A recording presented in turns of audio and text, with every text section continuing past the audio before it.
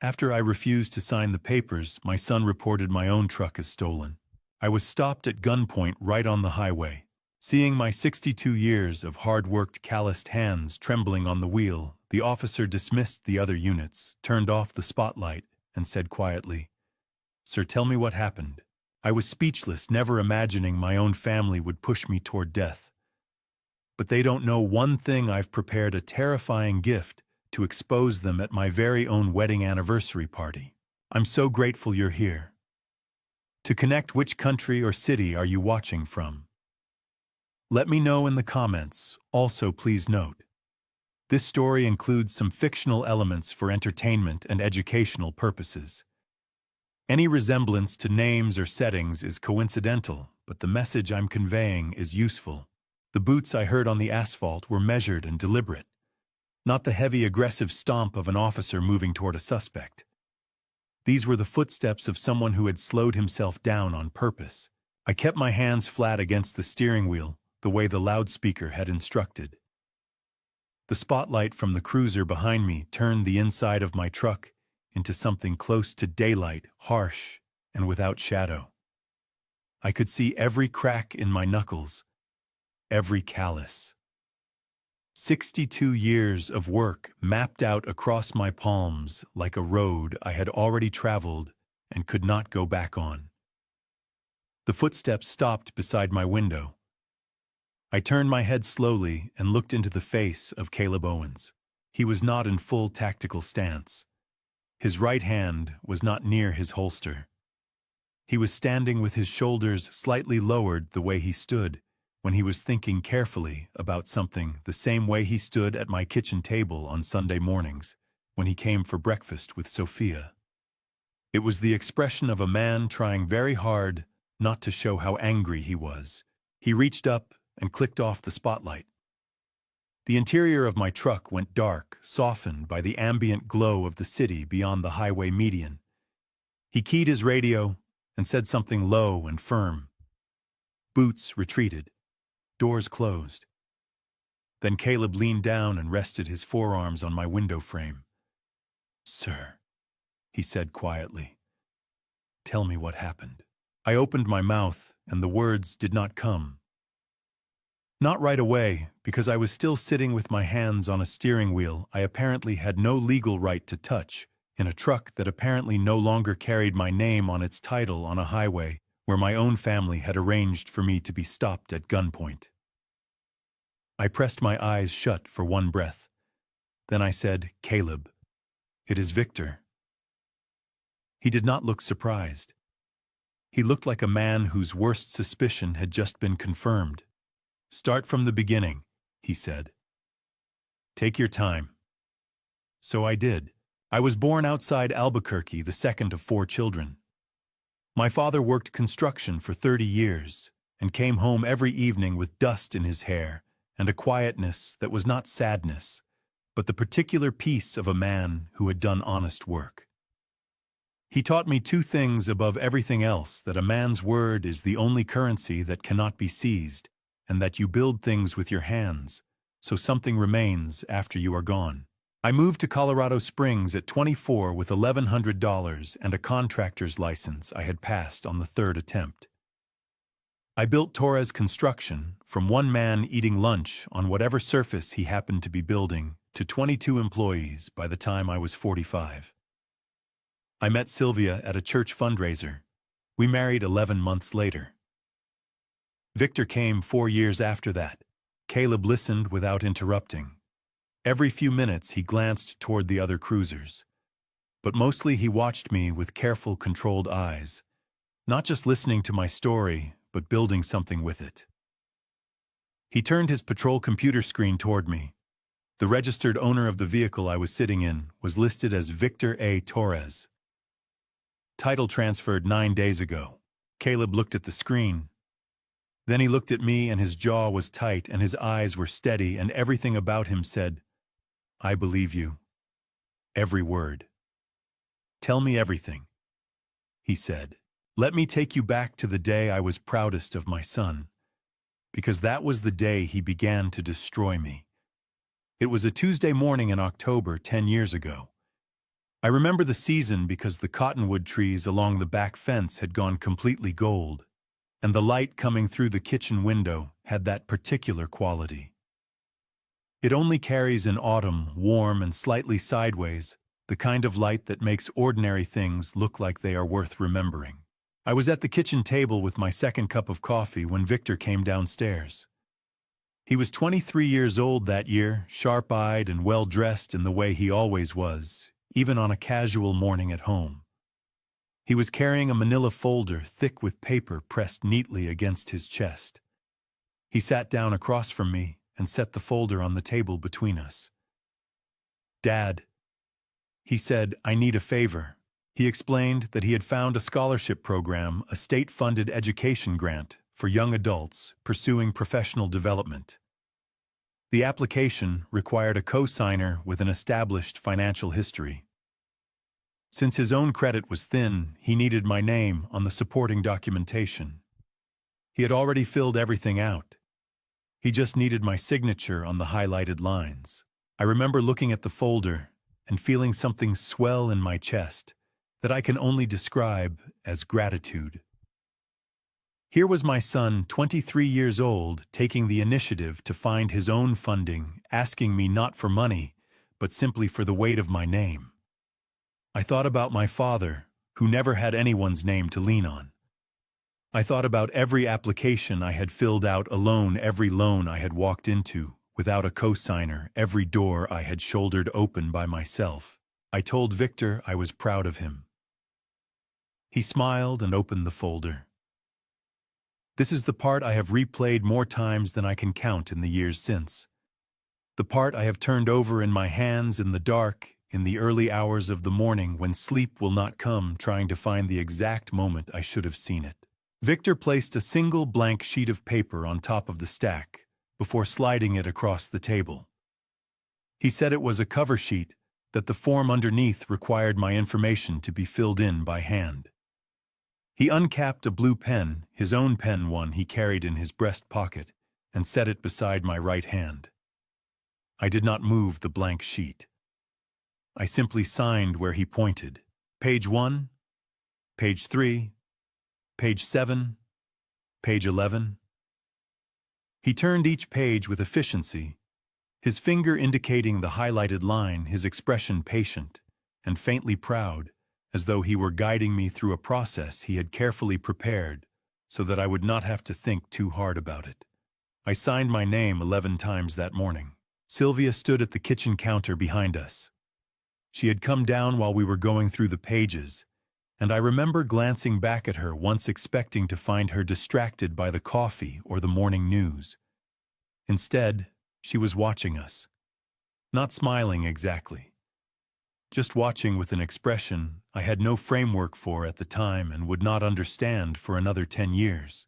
When we finished, Victor closed the folder and held it against his chest again. He thanked me. He said it meant a great deal to him. He said I was the kind of father a man was lucky to have. He took the folder with him when he left the table. It did not occur to me until much later that he had not left me a single copy of anything I had signed. At the time, I attributed it to youth, to disorganization, to the simple oversight of a young man still learning how paperwork worked.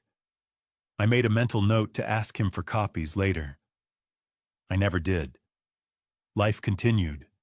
The business kept moving. The seasons changed. And somewhere in the county records of Boulder, Colorado, a $300,000 mortgage was quietly opened in my name and attached to a property I had never visited. I signed my own financial death warrant that morning. I did it with a proud smile on my face and a second cup of coffee cooling beside my hand. He came to my door on a Tuesday evening, and he was crying.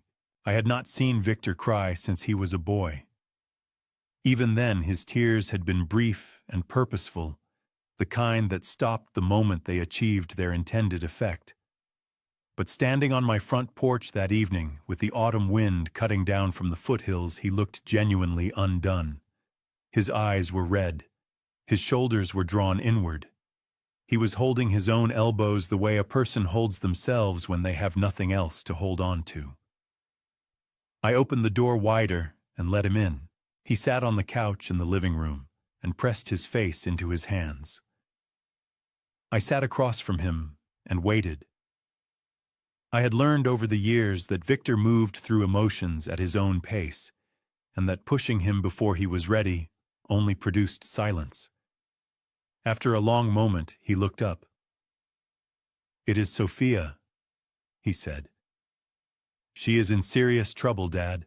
My stomach dropped in the way it only drops for your children, that particular freefall that bypasses all logic and lands somewhere in the oldest part of you. He told me that Sophia had borrowed money from people she should never have borrowed from, that the debt had grown beyond what she could manage, that the house in Boulder, the one I apparently co-owned but had never been told about, though I did not know that yet, was going to be seized at the end of the month if someone did not cover $15,000 in overdue payments. He said Sophia was too ashamed to call me herself. He said she had begged him not to tell me, but that he could not watch his sister lose everything without trying. I listened to all of it. I sat in my own living room in the house I had paid for with 40 years of honest work, and I listened to my son describe my daughter's ruin in a voice cracked with apparent grief, and I felt the particular helplessness of a father who has spent his whole life trying to prevent exactly this kind of catastrophe. Then I thought about the money. $15,000 was sitting in a savings account at Wells Fargo on North Academy Boulevard. It had taken me 2 years to set aside. My right knee had been deteriorating for the better part of a decade, bone grinding against bone, in a way that woke me some mornings before the alarm. The orthopedic surgeon at the VA hospital had been recommending a replacement for 2 years. The $15,000 was not for the surgery itself, which the VA would cover. It was for everything the VA would not the home aid. For the weeks I could not drive, the physical therapy copays, the months when I would not be able to take on jobs and the business would need to run without me. It was the money that stood between a managed recovery and a genuine crisis. I told Victor I needed to think about it. Something shifted in the room. It was subtle at first. The quality of his stillness changed. The grief that had been radiating from him a moment before seemed to simply switch off, the way a lamp switches off, present 1 second, absent the next, leaving a different kind of darkness behind. He stood up. He was no longer holding his own elbows. "Think about it," he repeated. His voice was flat in a way I had never quite heard from him before. "Sophia is about to lose everything, and you need to think about it." I told him it was not a small amount of money. I told him I had obligations of my own. He picked up the ceramic vase from the end table beside the couch. It was a piece Sylvia had brought from her mother's home when we married. Hand-painted, the kind of object that carries 30 years of a life inside it, simply by existing on a shelf. He turned it in his hands, once looking at it, and then he set it back down. Then he swept it off the table with the back of his hand. It hit the hardwood floor and broke into 4 large pieces and a scatter of smaller ones. Neither of us looked at it. "What kind of father," Victor said quietly, "lets his children drown?" It was not a question. It had never been a question. I realized sitting there in the wreckage of something irreplaceable that I had heard those exact words from him before 3 years ago, and 5 years before that, always in a different context, always attached to a different ask, but always the same sentence, always delivered in the same flat, certain tone of a man reading from a script he had long since memorized. He straightened his jacket. "You have 48 hours, he said. He walked to the front door. Sylvia, who had been standing in the hallway without speaking for the entire conversation, followed him without a word or a backward glance. The door closed. I sat alone in the quiet and looked at the broken pieces of the vase on the floor around my feet. The pharmacist's name was printed on a small badge above her left pocket. Maria. She had kind eyes and the practiced efficiency of someone who had been filling prescriptions for a long time, and she looked at me the way people look at someone when they are trying to be professional about a thing that is also privately painful to witness. She ran the card a second time. Then she turned her screen slightly toward me so I could see the words myself. Transaction declined. There were two people in line behind me. I was aware of them in the peripheral way you become aware of witnesses at a moment you would prefer not to have any. I told Maria I would call the bank and come back. She nodded with the particular gentleness of someone who has said nothing unkind and knows it. I took my card back from the counter and walked out of the CVS on North Academy Boulevard into the cold November air and stood on the sidewalk for a moment, not entirely sure what I was feeling. I had carried that card for 11 years without a single declined transaction. I sat in my truck in the parking lot and called the bank. The automated system routed me through 3 menus before connecting me to a representative named Douglas, who had the careful, neutral voice of a man trained to deliver bad news without inflection. Douglas told me that a personal loan had been opened in my name 72 hours ago. The loan amount was $15,000. The annual percentage rate was 340%. The originating lender was a short-term financing company operating out of a registered address in Las Vegas, Nevada. The funds had been disbursed electronically to an account that was not mine within 6 hours of approval. I sat with the phone against my ear and said nothing for a long moment. Douglas asked if I was still there. I told him I was still there. He asked if I had authorized this loan. I told him I had not authorized any loan. He began walking me through the dispute process in the same careful, neutral voice. I wrote down the reference numbers on the back of a gas station receipt I found in my cup holder. My handwriting was not steady. When I hung up, I sat for another minute looking at the parking lot. Then I called Victor. He answered on the second ring, which told me he had been expecting the call. I asked him what he had done. There was a pause on his end. Not the pause of a man caught off guard. The pause of a man deciding how much to reveal. "Your name is not doing anything useful sitting there, old man," he said. I put it to work. I asked him to explain what that meant. "It means your credit score and your social security number are the most valuable things you own at this point," he said. "The business is gone. The savings are nearly gone. But your financial history is still clean. For now." He paused again. "Sign the agreement I left with you, and this goes away. Do not sign it, and things will get considerably more complicated." Then he ended the call. I drove home with both hands on the wheel, and the heat turned up as high as it would go, because I could not seem to get warm. When I got inside, I sat at the kitchen table and looked at the walls of the house I had lived in for 27 years and tried to think clearly. I called Sophia. She arrived in 22 minutes, which told me she had not been far. She came through the door with her laptop bag over one shoulder and took one look at my face and set the bag down on the table without being asked. She opened the laptop. She pulled up my credit file using a monitoring service she had set up on my behalf 2 years ago, something I had let her do without fully understanding what it meant at the time. She scrolled in silence for a moment. Then she stopped scrolling. I watched her face. I had known Sophia's face for 28 years, through every expression it was capable of making. What crossed it now was something I did not have a name for.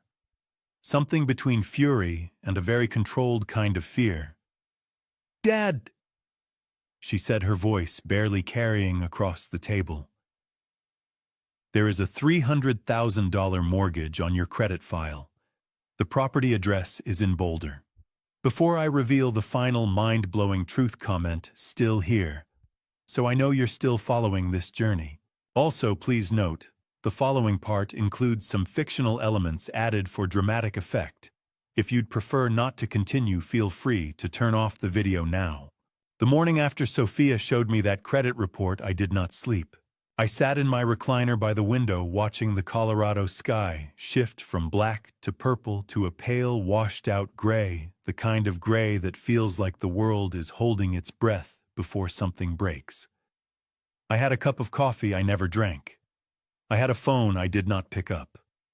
I just sat there, 62 years old, a man who had spent his entire life building walls and roofs and floors for other people, realizing that someone had been quietly dismantling everything I had built underneath me.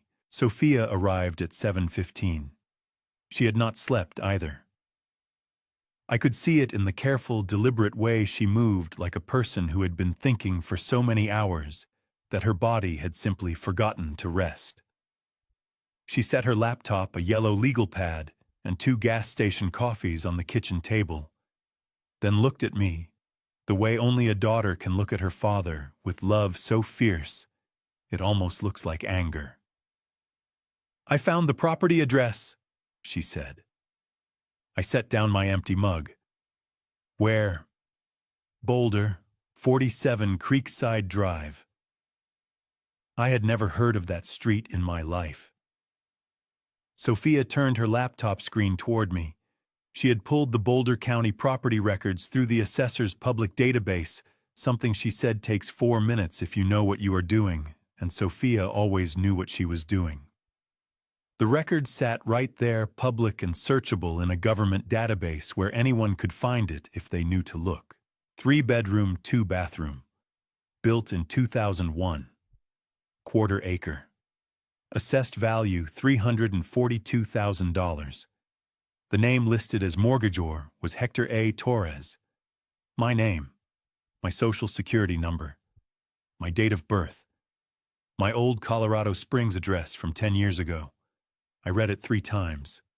My hands did not shake. I think I was too empty for shaking. "Who lives there?" I asked. "It is listed as a rental," Sophia said. "But the income never went to any account connected to you." She paused, pressing her lips together. "Dad, the rental checks $1,200 a month for 8 years. They were deposited into a business account registered under a company called VT Capital Holdings, LLC. "VT," I said. "Victor Torres," Sophia said quietly. We sat with that for a moment. Outside, a car drove slowly down my street. A dog barked twice and went quiet. Inside my kitchen, the refrigerator hummed, indifferent and mechanical, completely unaware that the world had just tilted sideways. Victor had not just taken a loan in my name. He had been collecting rent on a house that was legally my debt, my liability, my ruined credit, while depositing every dollar into his own company. 8 years. $1,200 a month. $115,200 in rental income that had passed through a property purchased with my name and my signature, and not a single cent had ever come near me. "He owns the LLC," I asked, my voice harder than I intended. "He is the registered agent," Sophia said. "Filed it in Wyoming 7 years ago, minimal disclosure requirements, which is exactly why people use it when they do not want to be traced. But he made a mistake." She typed quickly. "He listed a forwarding address for the LLC, a UPS store in Denver. Box 417. I straightened in my chair.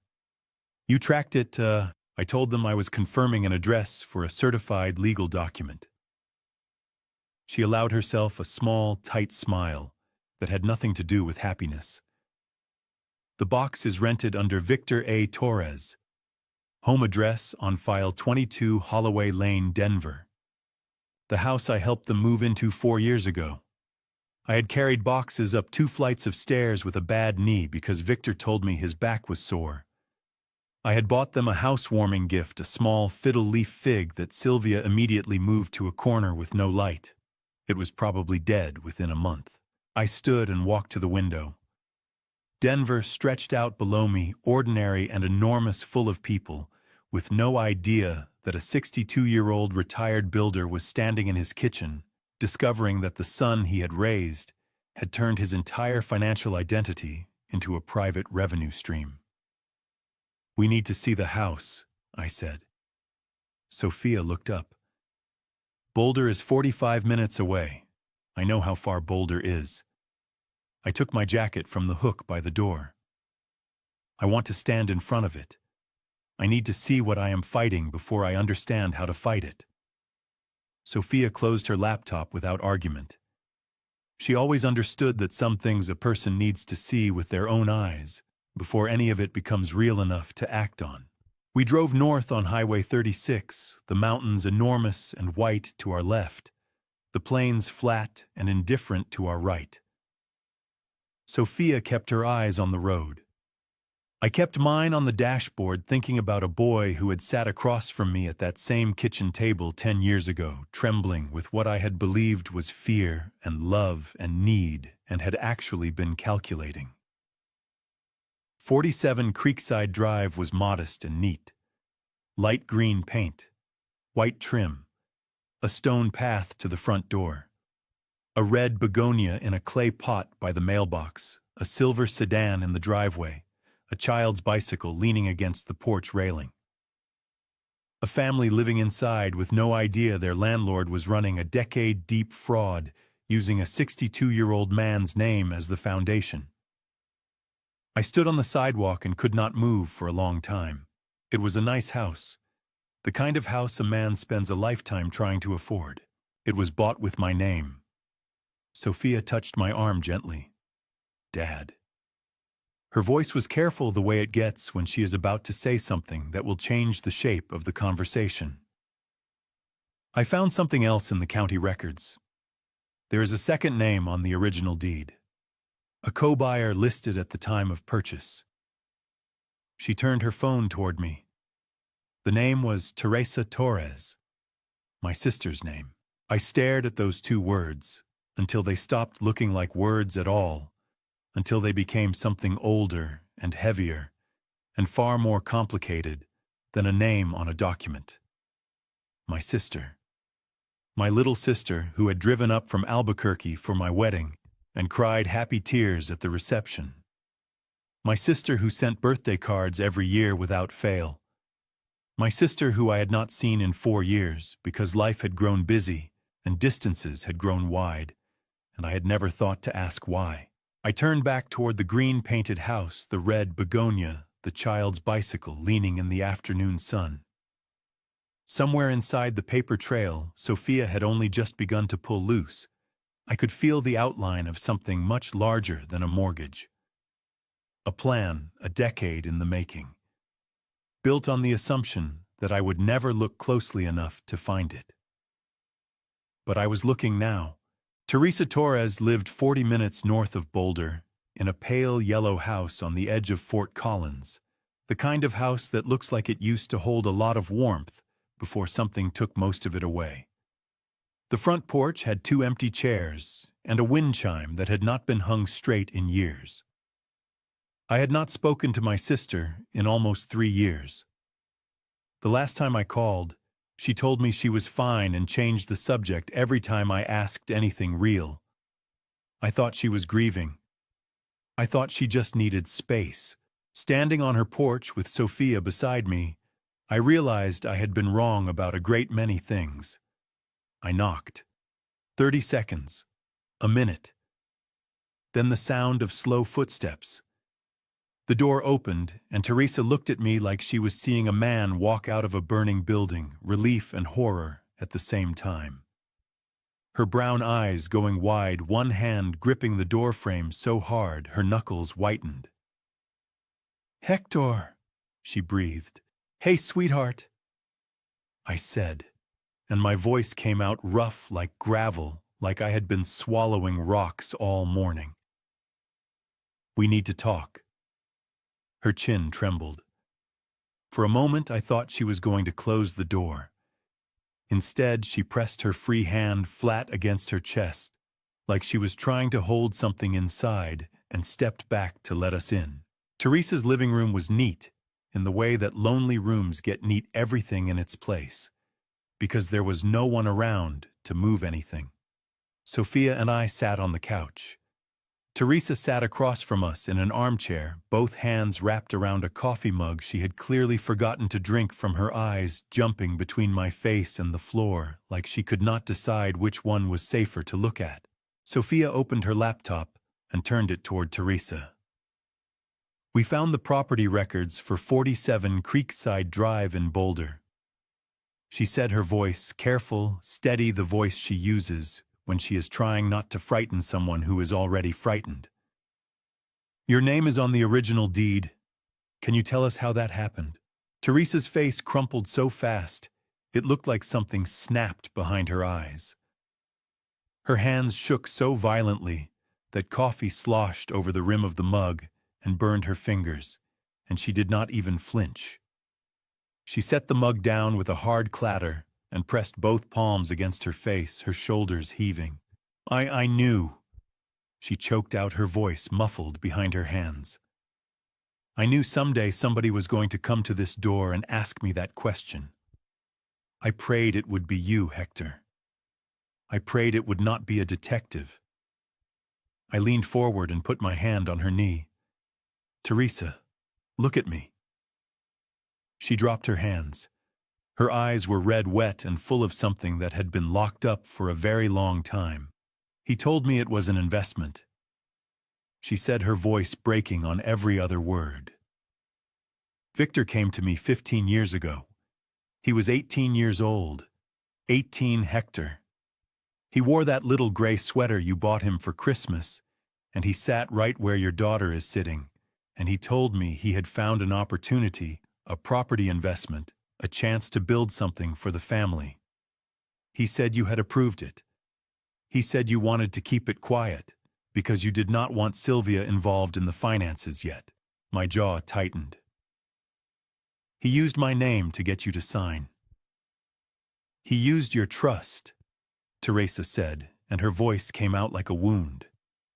He showed me a document with your signature. He said you had already signed, that all he needed was a co-signer to satisfy the bank requirement. I was so, Hector, I was so proud. I thought my brother had finally found a way to build real wealth. I signed everything he put in front of me. Sophia's hands had stopped moving over the keyboard. Her jaw was tight, her eyes bright with barely contained fury. What happened after that? Sophia asked. Teresa let out a sound that was half laugh and half sob. 3 months later, the bank called me. There were missed payments on the loan. I called Victor. He told me not to worry, he would handle it. Then a letter came to my address, a collections notice, for $47,000. Her voice rose and cracked at the top like a branch in wind. I had to drain my entire savings account, my retirement fund, Sophia. Every dollar I had put away for 20 years. Gone. Victor told me if I reported it, he would show documents proving I had been in on it from the beginning. Forged documents.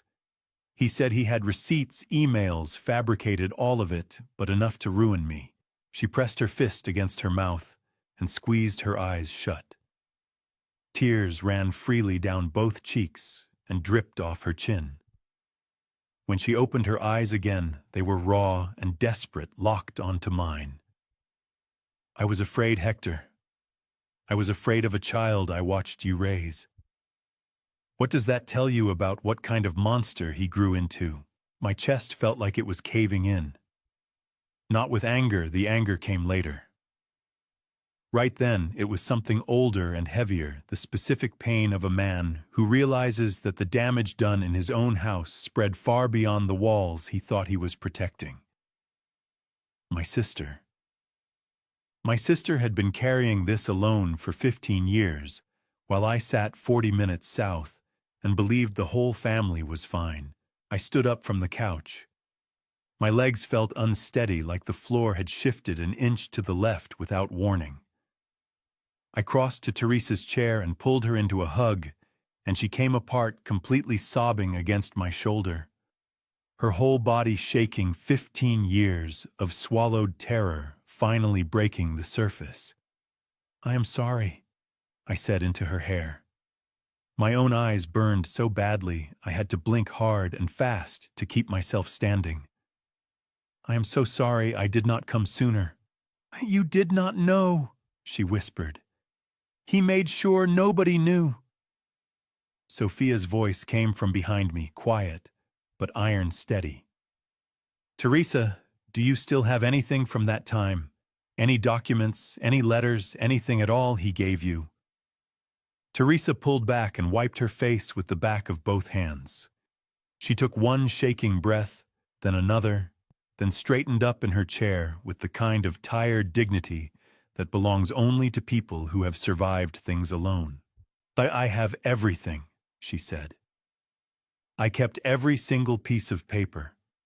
I kept the original documents, the collections notices, the letters, and I kept his old phone." Sophia looked up sharply. "His phone, he left it here the night he came to threaten me." Teresa's voice had gone very quiet now, not small, but controlled, like a person who has just decided that being afraid is finished. "He does not know I still have it. He forgot or he did not care. He was 20 years old, and he thought I was too broken to matter." She stood up, walked to the back of the house, and came back carrying a small wooden box, the kind you buy at a craft store, and fill with things you are not ready to throw away, but cannot bear to look at every day. She set it on the coffee table and lifted the lid. Inside, neatly stacked and held together with a single rubber band, was 15 years of evidence. And sitting on top of everything in a cracked black case with a scratched screen, a phone that had not been turned on in 15 years. Sophia stared at it. Then she looked at me.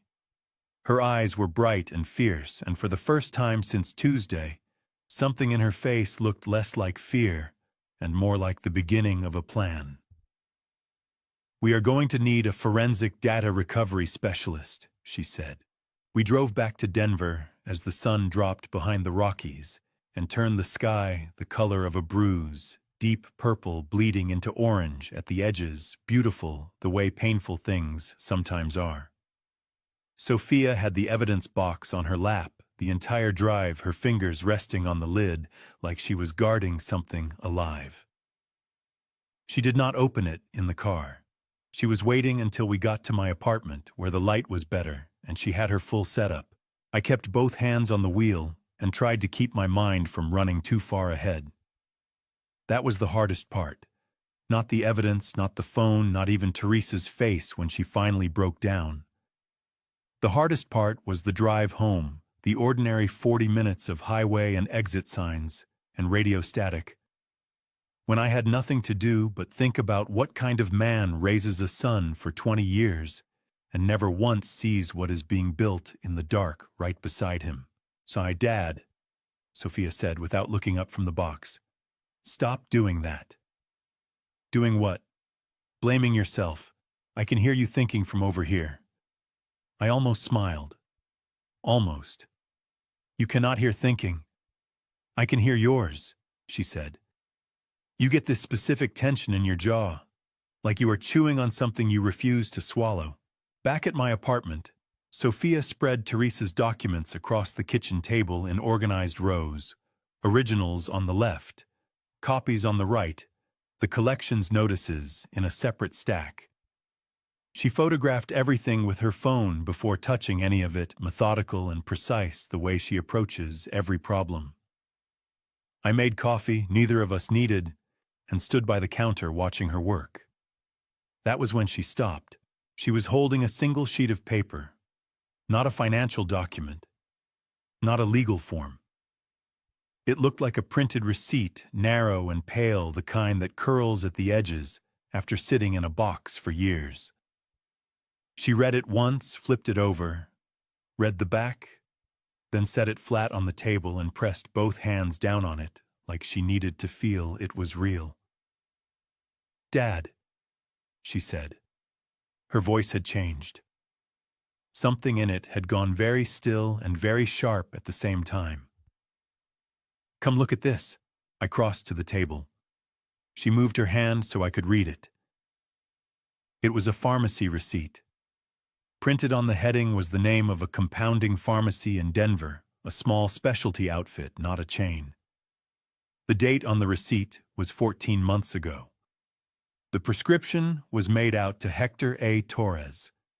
The medication listed was a compound of scopolamine derivatives and a low-dose sedative blend described in the notes field as a cognitive support supplement for early-stage memory management. I had never been to that pharmacy in my life. "I do not understand," I said. "I never ordered anything from this place." Sophia's jaw was tight, her eyes scanning the receipt with the focused intensity she usually reserves for data anomalies at work. "This is not a prescription you ordered," she said. "Someone ordered this for you. Look at the pickup name." I leaned closer. In the pickup field, written in small printed letters, V. Torres. The air went out of the room. "Ma Victor picked up a prescription written in my name," I said. The words felt strange in my mouth, too large, too wrong to fit comfortably in any sentence. For a medication I never knew I was taking, Sophia straightened up, and when she turned to face me, her eyes were blazing with a fury so clean and cold, it was almost frightening. "Dad, think back. The past year, have you had moments where you felt foggy, confused about things you should have remembered easily, times where you could not recall a conversation or a date clearly?" My stomach dropped, because the answer was yes. "See, I thought it was age," I said. My voice came out quieter than I intended. "I thought my memory was just, I am 62, Sophia. I thought it was normal." "It is not normal," she said, and her voice cracked on the last word. She pressed the back of her hand to her mouth and took one sharp breath, fighting something back hard. When she lowered her hand, her chin was trembling. "He was drugging you, Dad. He was keeping you foggy enough that you would not look too closely at your finances. Foggy enough that if you ever questioned something, you would doubt yourself before you doubted him." I grabbed the counter behind me with both hands. My knees felt genuinely unreliable for a moment, the kind of weakness that comes from your body processing something your mind is not yet ready to accept. 62 years old. A man who built things with his hands, who prided himself on clarity and hard work and knowing his own mind, and someone had been quietly, deliberately clouding that mind one pill at a time. How cool I managed. I never took anything from him. Sophia wiped her eyes, fast, angry at her own tears, and pulled out her laptop. "Think harder. Coffee, food, did Victor or Sylvia ever bring you anything, meals, supplements, vitamins?" And then it hit me, like a fist. "Sylvia," I said.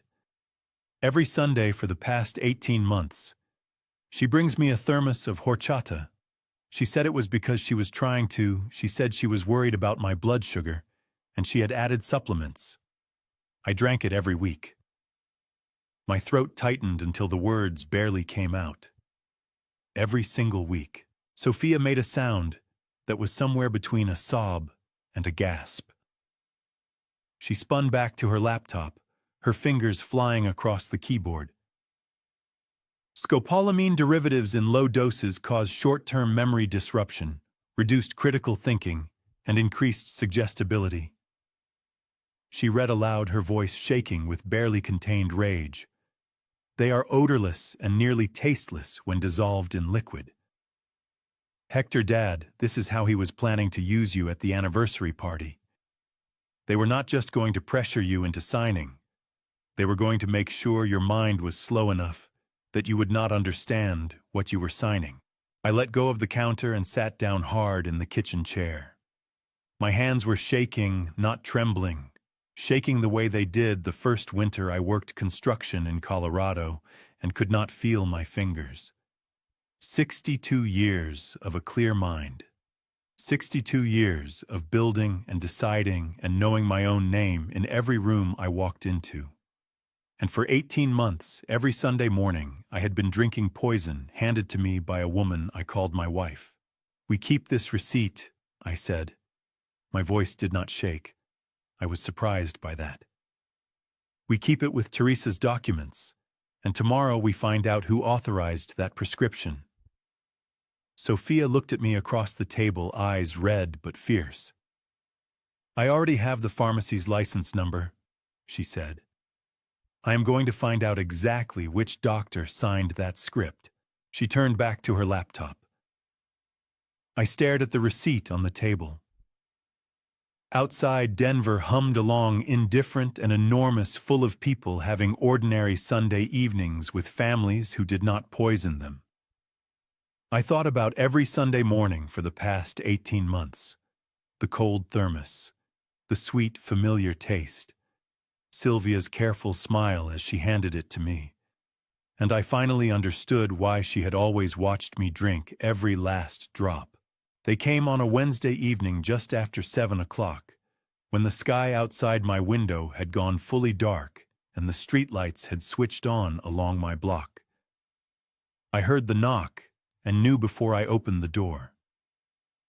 There is a particular sound to a knock that is not asking permission, heavier than a visitor, sharper than a friend, the kind of knock that carries a decision already made on the other side of the wood. I opened the door. Victor was wearing a charcoal blazer over a white shirt, pressed and neat, like a man arriving for a business meeting, rather than his father's apartment. His face was composed, unreadable, the expression of someone who has rehearsed this moment many times in private. Behind him, Sylvia stood in her good coat, the navy one she saves for occasions she considers important. Her hands folded in front of her, her pearl necklace catching the hallway light. She was smiling, that smile. I had loved that smile for 30 years. Right then, it looked like the most dangerous thing I had ever seen. "Hector," Victor said. "Can we come in?" "You are already in the hallway," I said. "What do you want?" Something flickered across Victor's face, not quite irritation, not quite surprise. He was not accustomed to me speaking first. "We need to talk about the agreement. The 48-hour window closes tomorrow morning. I think we should handle this like adults, face to face." I stepped back and let them in. Not because I was afraid, because Sophia had asked me to. She had spent all of the previous night preparing, and her exact words that morning had been, "Let them walk in, Dad. Let them feel like they are winning. People who feel like they are winning get careless." Victor sat at my kitchen table like he owned it. He set a manila folder in the center, smoothed it flat with one hand, and folded his fingers together on top of it. Sylvia took the chair to his left, crossed her ankles, and looked around my apartment with the quiet, assessing expression of a woman cataloging what she was about to inherit. "This does not have to be complicated," Victor said. His voice was warm, almost gentle, the voice he had used since childhood, when he wanted something badly enough to be charming about it. "The debt exists, Dad.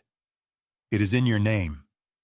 Fighting it will take years and cost more than the debt itself. The smart move, the peaceful move, is to sign the assumption agreement. We absorb the liability, the mortgage transfers. Your name comes off everything." "And the $15,000, I asked. "Consider it a processing fee," he said, without blinking. My hands were flat on the table. I kept them flat deliberately because they wanted to curl into fists, and I could not afford that yet. "A processing fee," I repeated. "Hector." Sylvia's voice came in smooth and practiced like warm water over sharp edges. She reached across the table and put her hand over mine. Her fingers were cool. Her rings pressed into my knuckles. "We are not your enemies. We are your family. This is the cleanest way through this. You sign, the pressure is gone, and we all move forward. Victor and I will handle everything from here." I looked at her hand on mine. 30 years of marriage. 30 years of Sunday mornings and holiday dinners, and the small daily architecture of a shared life. And for 18 of the most recent months, she had been carrying a thermos of horchata across town every Sunday, pressing it into my hands and watching me drink something that slowly made me unsure of my own memory. "You look tired, Hector," she said softly. "You have been under so much stress. Let us carry this for you." Something burned at the back of my eyes. I blinked it back hard and fast. Victor slid the folder toward me and flipped it open. Inside was a thick document, 15 pages, dense with legal language. He produced a pen from his inside jacket pocket, a heavy silver pen, expensive looking, and set it beside the folder with a small, precise click. "Page 12, he said. "That is where you sign. Mr. Crane reviewed everything this morning. It is clean." I looked at the pen. I looked at page 12. I looked at Victor's composed, patient face, the face of a man who has never once doubted that this moment would go exactly the way he planned it. "Can I read it first?" I asked. Victor's jaw tightened by a fraction. "It is 15 pages of standard legal language, Dad. You do not need to. I am 62 years old," I said. "I have been signing documents my whole life. I read everything before I sign." Sylvia laughed lightly, a social laugh, the kind designed to make a room feel warmer. "Of course, Hector. Take your time. We are in no rush." I picked up the first page. I did not read it. I could not have processed a single word right then, even if my life depended on it. But I held it, and I turned the pages slowly, and I made Victor and Sylvia sit in my kitchen for 22 minutes, watching me pretend to read, because Sophia had told me to stall, and stalling was the one thing I could do without falling apart. On minute 19, Victor shifted in his seat. On minute 21, Sylvia uncrossed her ankles and recrossed them. On minute 22, my phone buzzed once on the counter, Sophia's signal. She was in position. Everything was ready. I set the document down. I picked up Victor's silver pen. I held it over page 12. And then I looked up at Victor directly, steadily, in a way I had not looked at him in years, maybe ever, and said, "Before I sign this, I have one question." Victor's eyes were careful. "What question?" "How long have you known that you are not my son?" The color left Victor's face so completely and so fast that for one moment he looked like a man who had just stepped off a ledge and had not yet started falling. Sylvia's hand shot to her pearl necklace, and somewhere in the kitchen, very softly, a recording began. Before I went to bed that night, I did one more thing. I walked to the coat rack by the door where Sylvia had hung her navy coat while she sat at my table. Her pearl necklace was coiled in the outer pocket. She had taken it off during the meeting, the way she sometimes did when she was warm. I picked it up carefully, held it in my palm for a moment, and then set it in the small dish on my counter where I keep my keys. Sophia had called me that afternoon with a plan. James Whitfield, at Whitfield Digital Forensics in Aurora, could install a lens the diameter of a pinhead into one of the pearls connected to a micro-transmitter, small enough that no one would ever see it. He needed 36 hours. We had exactly that. In the morning, I would give it to Sophia, and she would drive it straight to Aurora.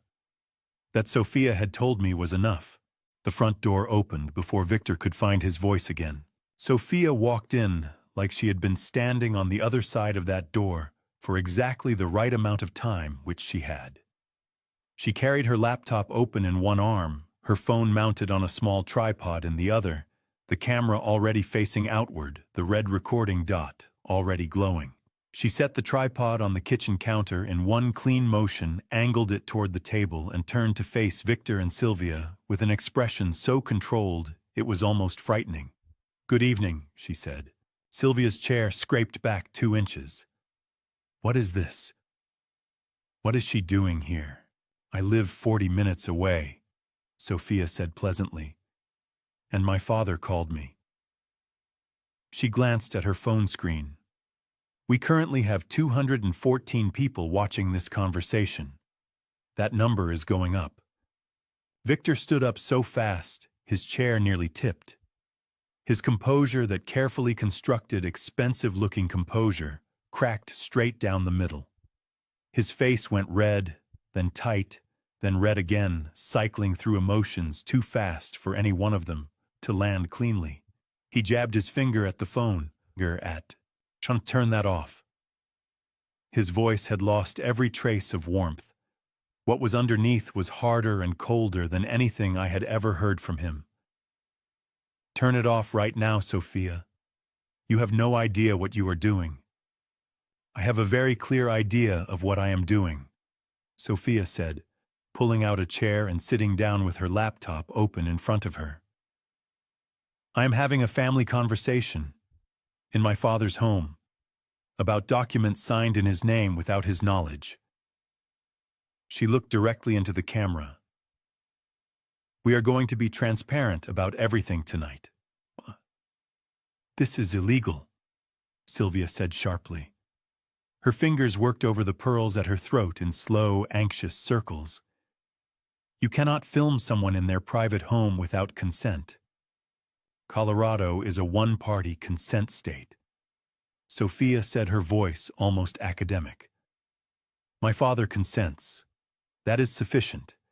And before you call your attorney, Mr. Crane already received a certified letter from a Denver law firm at 4 o'clock this afternoon. He knows." Victor's mouth opened, closed. He looked at me, and for the first time in all the years I had known him, I saw something in his eyes I had never seen there before. Not performance, not strategy. Actual fear, raw and unmanaged, the kind that lives behind everything a person builds to protect themselves when they are not sure the foundation will hold. I met his gaze and held it. "Sit down, Victor," I said. He sat. What followed was 41 minutes I will carry for the rest of my life. Sophia ran the conversation, the way she runs her data projects, structured, precise, never raising her voice, never losing the thread. The $300,000 mortgage. VT Capital Holdings, LLC. 8 years of rental income deposited into Victor's private company. The pharmacy receipt. The scopolamine compound. The Sunday horchata thermos Sylvia had pressed into my hands every week for 18 months with a careful smile and a gentle voice asking how my knee was feeling. With every item Sophia named, Sylvia's expression shifted surprise to calculation, to a cold, thin fury that settled over her face like a mask pulled too tight.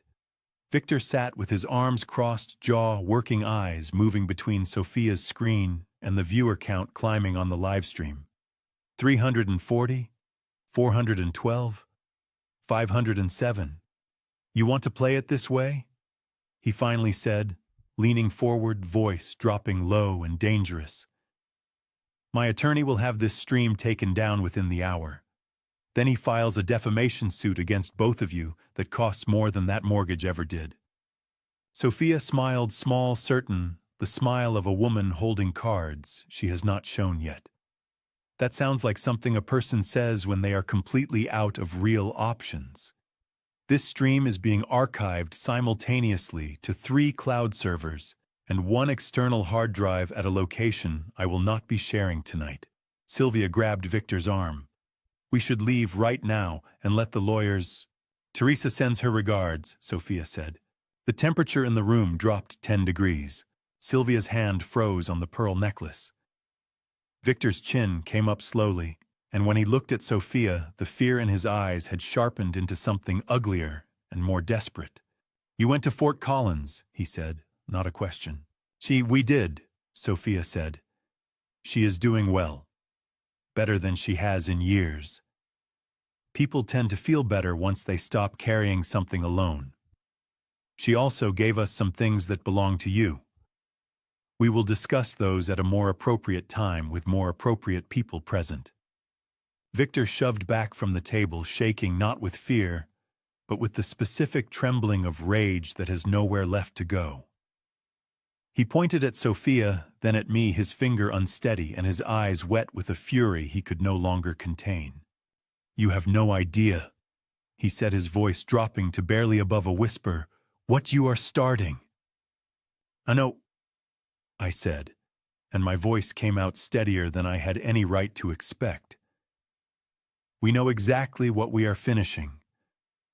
I stood and looked at my son, the boy I had carried on my shoulders at the state fair when he was 4, the boy I had taught to ride a bike in a parking lot on a Saturday morning, and I felt grief and fury and something harder than either all at once in the same breath. "You have 48 hours to withdraw every document, every claim, and every legal threat.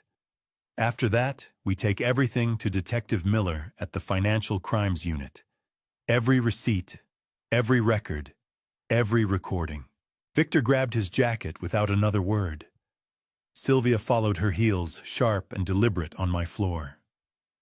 At the doorway, she turned and looked at me one last time, something between contempt and a sorrow she would never in her life admit to. Then they were gone.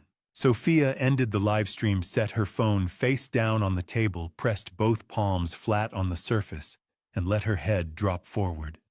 893 viewers, she said without lifting her head. At peak. I walked around the table and put both arms around my daughter. She straightened up and hugged me back so hard I felt it deep in my ribs, her whole body trembling with 41 minutes of adrenaline finally finding somewhere to go. "You were magnificent," I told her. She laughed, real wet at the edges, half relief and half pure exhaustion. I was terrified the entire time. My hands were shaking under the table for the first 20 minutes straight. "I know," I said. "Mine too." We stood there in my kitchen, holding on, while outside the Denver night went on without us, indifferent, enormous, and for the first time in days, not entirely dark. We had 48 hours, and we intended to use every single minute of them. I did not sleep that night either, but it was a different kind of wakeful. The first nights had been the hollow, helpless kind, lying in the dark, with nothing but weight pressing down on my chest. This night was different. This night I lay in the dark with my mind running clean and fast, like water finally finding the channel it was meant to move through. At 5:30 in the morning, I got up, made coffee, and called Caleb. He answered on the second ring, sharp and ready, like a person who had been lying in the dark, waiting for exactly this call. Caleb Owens was not the kind of man who answered his phone at 5:30 in the morning with a groggy voice and slow thinking. "Hector," he said, "tell me what you need." That sentence alone was enough to make my eyes sting. Not many people in a man's life will say those exact words, not what happened. Not "are you sure?" Not "do you think that is a good idea?" Just tell me what you need. I took one slow breath before I trusted my voice enough to speak. "The truck," I said. "Victor registered it in his name 9 days ago. I park it in a covered garage 2 blocks from here. The building has security cameras. I need someone to pull the footage." "Oh, which garage?" Caleb asked. I could already hear him moving the soft sounds of a man getting dressed while he talks. "Morrison Street parking. Level 2, space 44. 6 years I have been parking there." "I know people at the property management company," Caleb said. "Give me 2 hours." Sophia arrived at 8 o'clock with breakfast sandwiches and Victor's old phone sealed in a clear evidence bag. She had spent part of the previous night on the phone with James Whitfield, a former FBI contractor running a private digital forensics firm in Aurora, who had agreed to see us at 11 that morning. "How is the phone?" I asked. Old Sophia said, pulling apart a sandwich with the efficient energy of someone running on 3 hours of sleep and pure determination. "Cracked screen, dead battery, 15 years of dust. James says he can get into it if the storage chip is intact. If Victor was using that phone to coordinate the original mortgage fraud, there may be texts, emails, even photos. 15 years old, but recoverable. And if the chip is damaged, Sophia chewed, swallowed, and met my eyes steadily. Then we work with what we have. But Dad, she pointed the remaining half of her sandwich at me for emphasis. We already have enough to take to Detective Miller. The pharmacy receipt alone is a felony. The LLC rental income is tax fraud. The forged mortgage documents are federal wire fraud. We do not need the phone to have a case. But if James pulls those records, it becomes airtight, I said. It becomes the kind of case, Sophia said, that a defense attorney cannot touch. My phone buzzed on the counter. Caleb, I put him on speaker.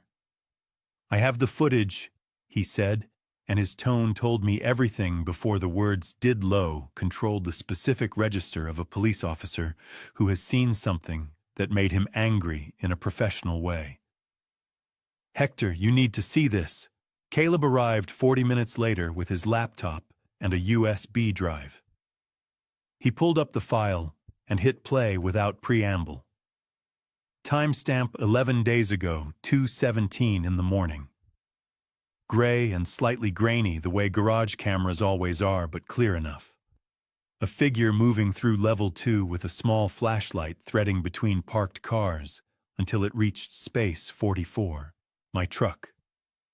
A dark green Ford F-150 I had owned for 9 years, carried lumber in it, tools my daughter's college furniture, and once a rescued stray dog I found on I-70. My name on the title, my registration in the glove box, my emergency kit behind the driver's seat. The figure bent over the door lock, a slim tool in and out, practiced and quick. 12 seconds. The door opened. The figure climbed in, and in the moment before the door closed, the flashlight caught their face. Sylvia. Sophia made a sound beside me that was not a word, a compressed noise of something hitting too hard and too fast to become language. She pressed both hands over her mouth and stared at the screen, her eyes wide and bright with tears she refused to let fall. Caleb leaned forward. She has a Slim Jim tool. That is a professional lock bypass instrument. You do not just own one of those. You acquire one deliberately. He paused. She also has a folder. Watch. On screen, Sylvia reached into her coat, spread a document folder on the passenger seat, and wrote for approximately 90 seconds. Then she gathered everything, tucked the folder back into her coat, reached back in one final time, and placed something small on the dashboard. What did she put there? I asked. Caleb reached into his shirt pocket and held up a small evidence bag. Inside a folded DMV title transfer form completed in full, Victor Torres, listed as new owner, my signature forged in the transfer box. She filled it out in your truck in your garage at 2:17 in the morning and left it for Victor to file the next day. My jaw tightened until it ached. I thought about every Sunday Sylvia had handed me that thermos of horchata with a gentle smile and called me my love and asked if my knee was feeling better. She had a key, I said.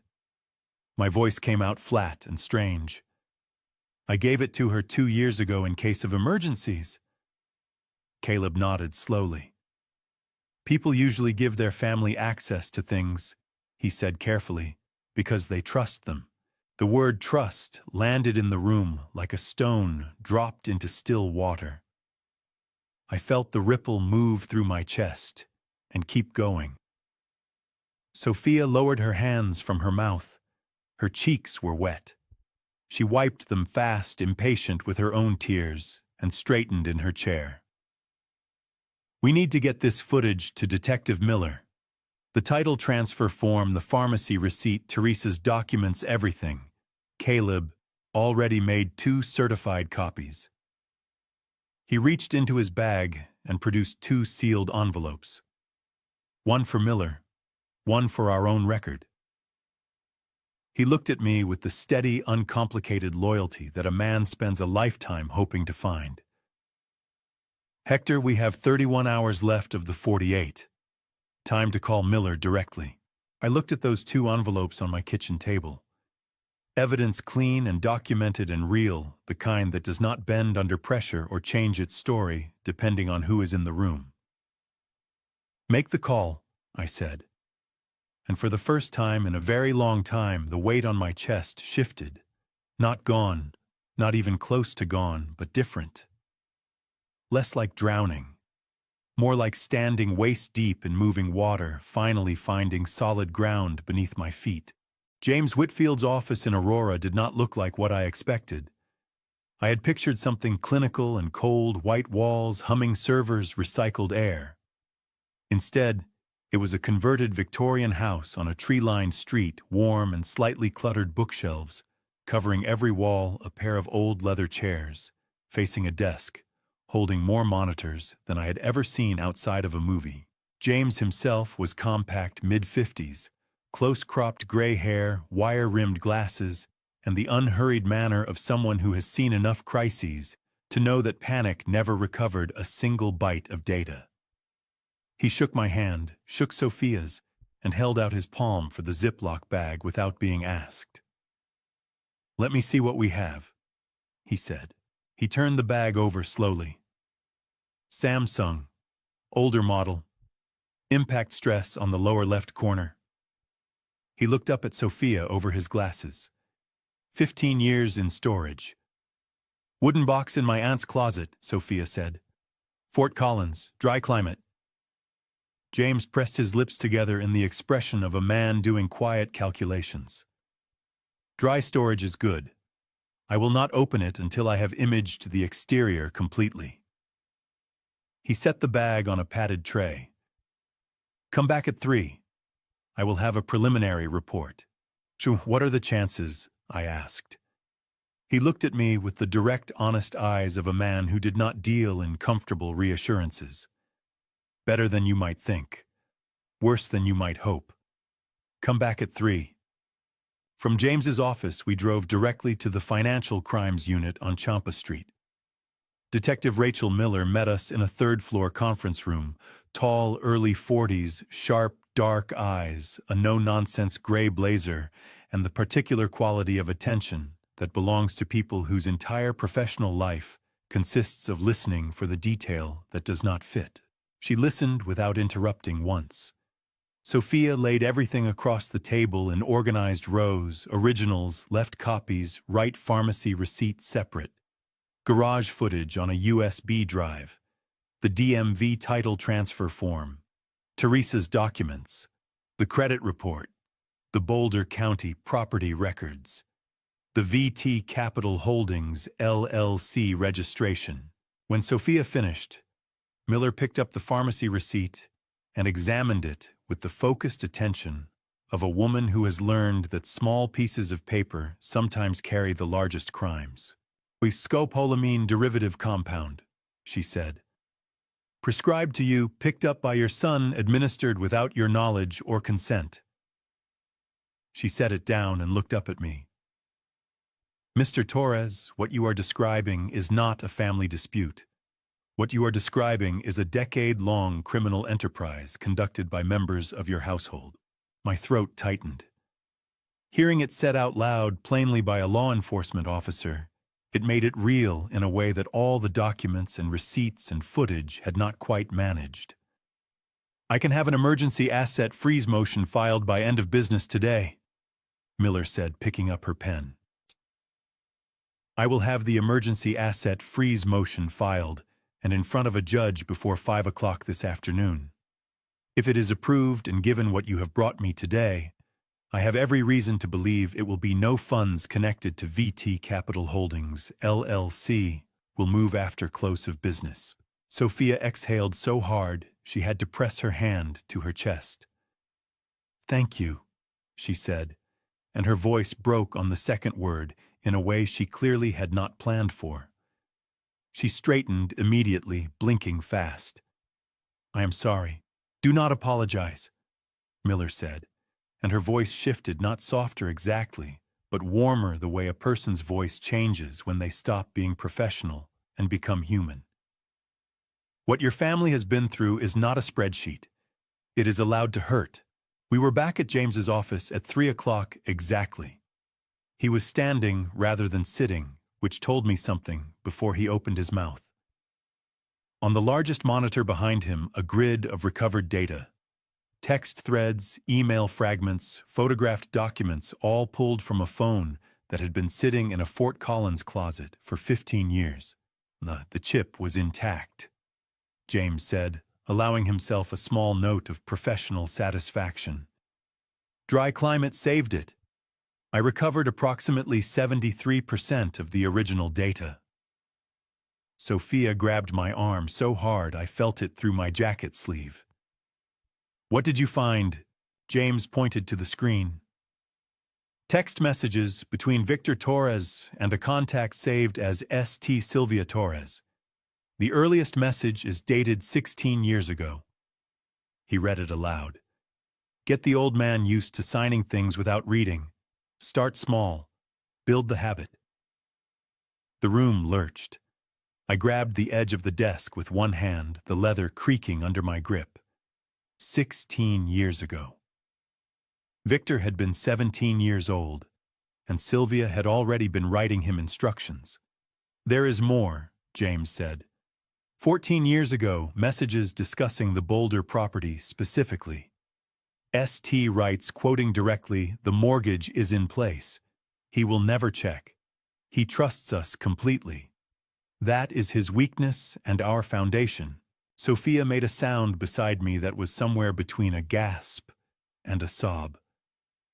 She pressed her hand over her mouth, her eyes flooding, and this time she did not fight the tears. They ran freely down her face, and she let them standing straight, shoulders back, crying with the dignity of a woman who has earned every one of those tears. "His weakness and our foundation," I repeated.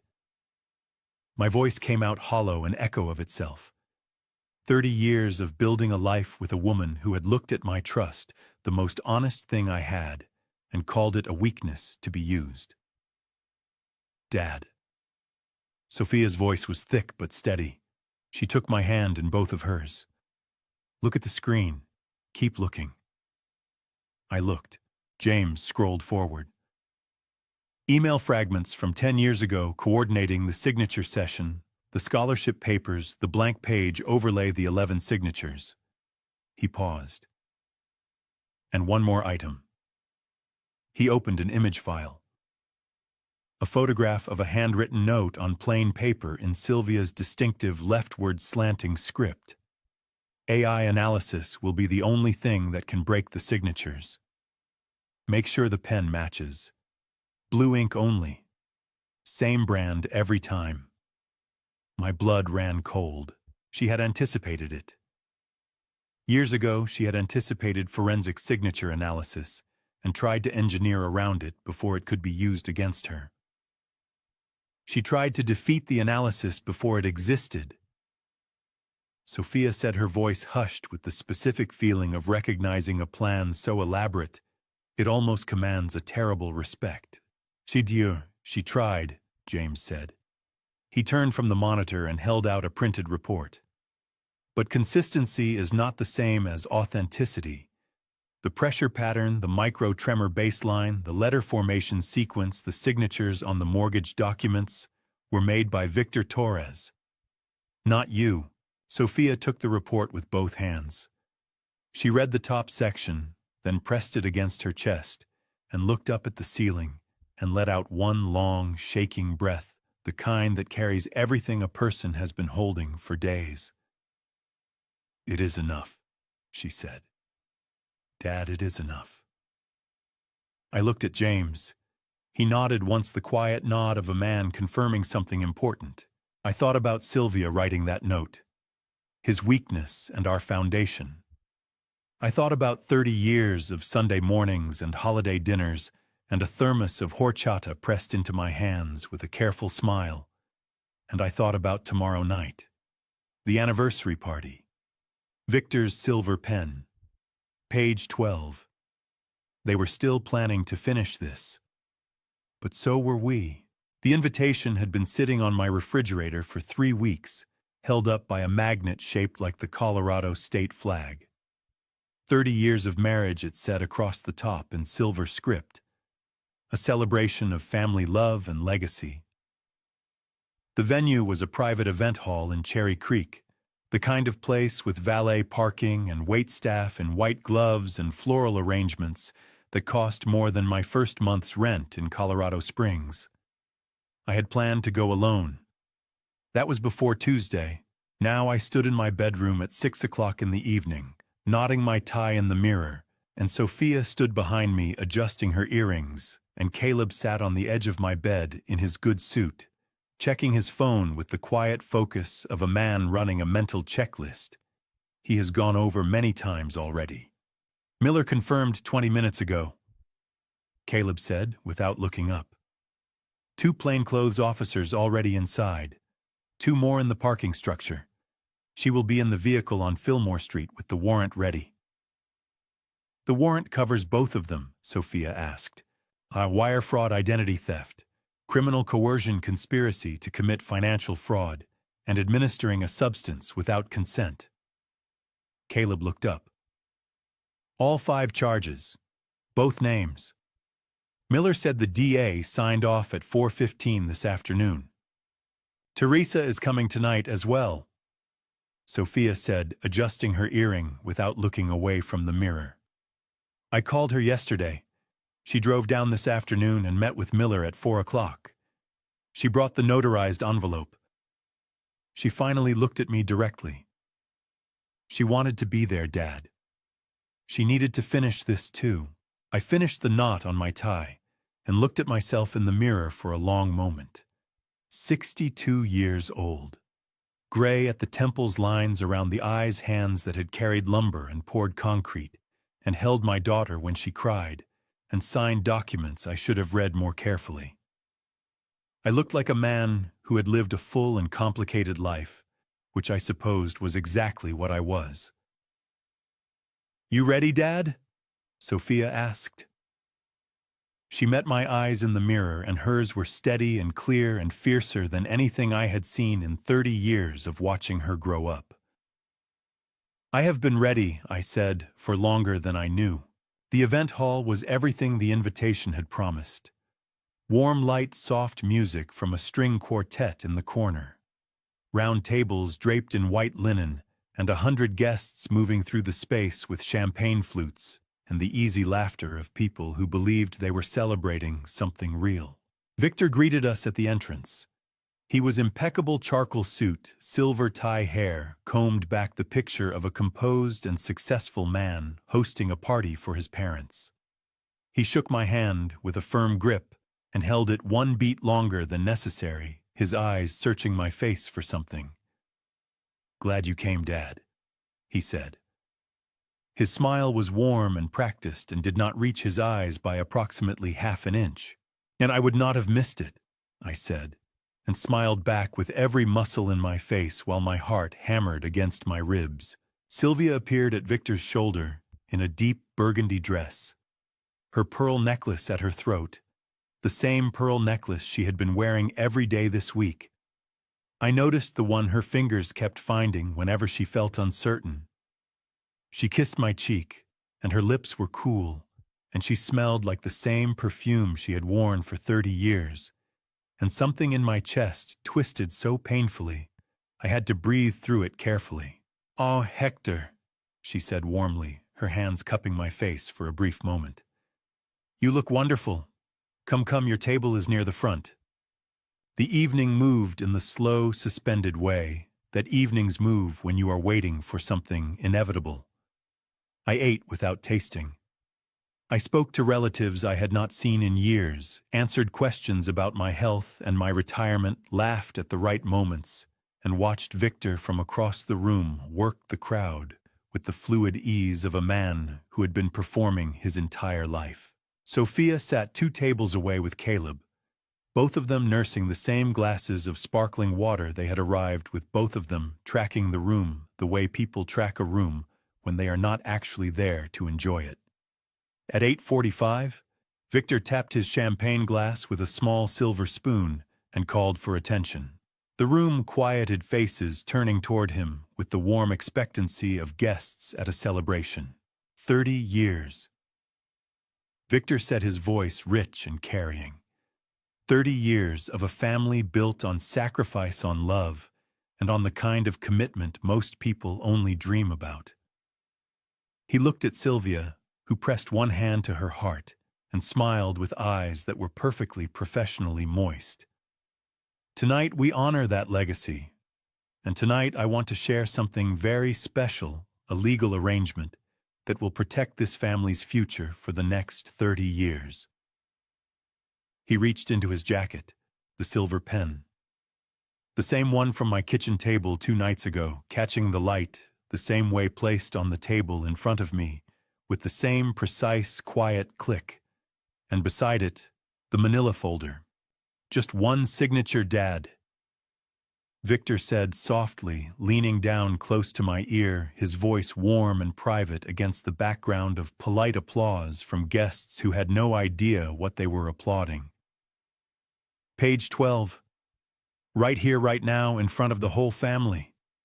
Let us end this tonight and celebrate properly. My hand moved to the folder. I opened it to page 12.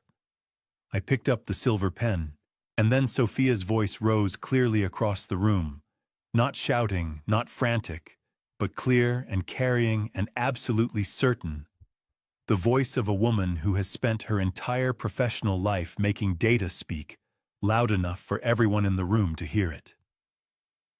Before my father signs anything, she said, standing up from her table, I think the family deserves to see something first. She held up a small remote. The string quartet stopped.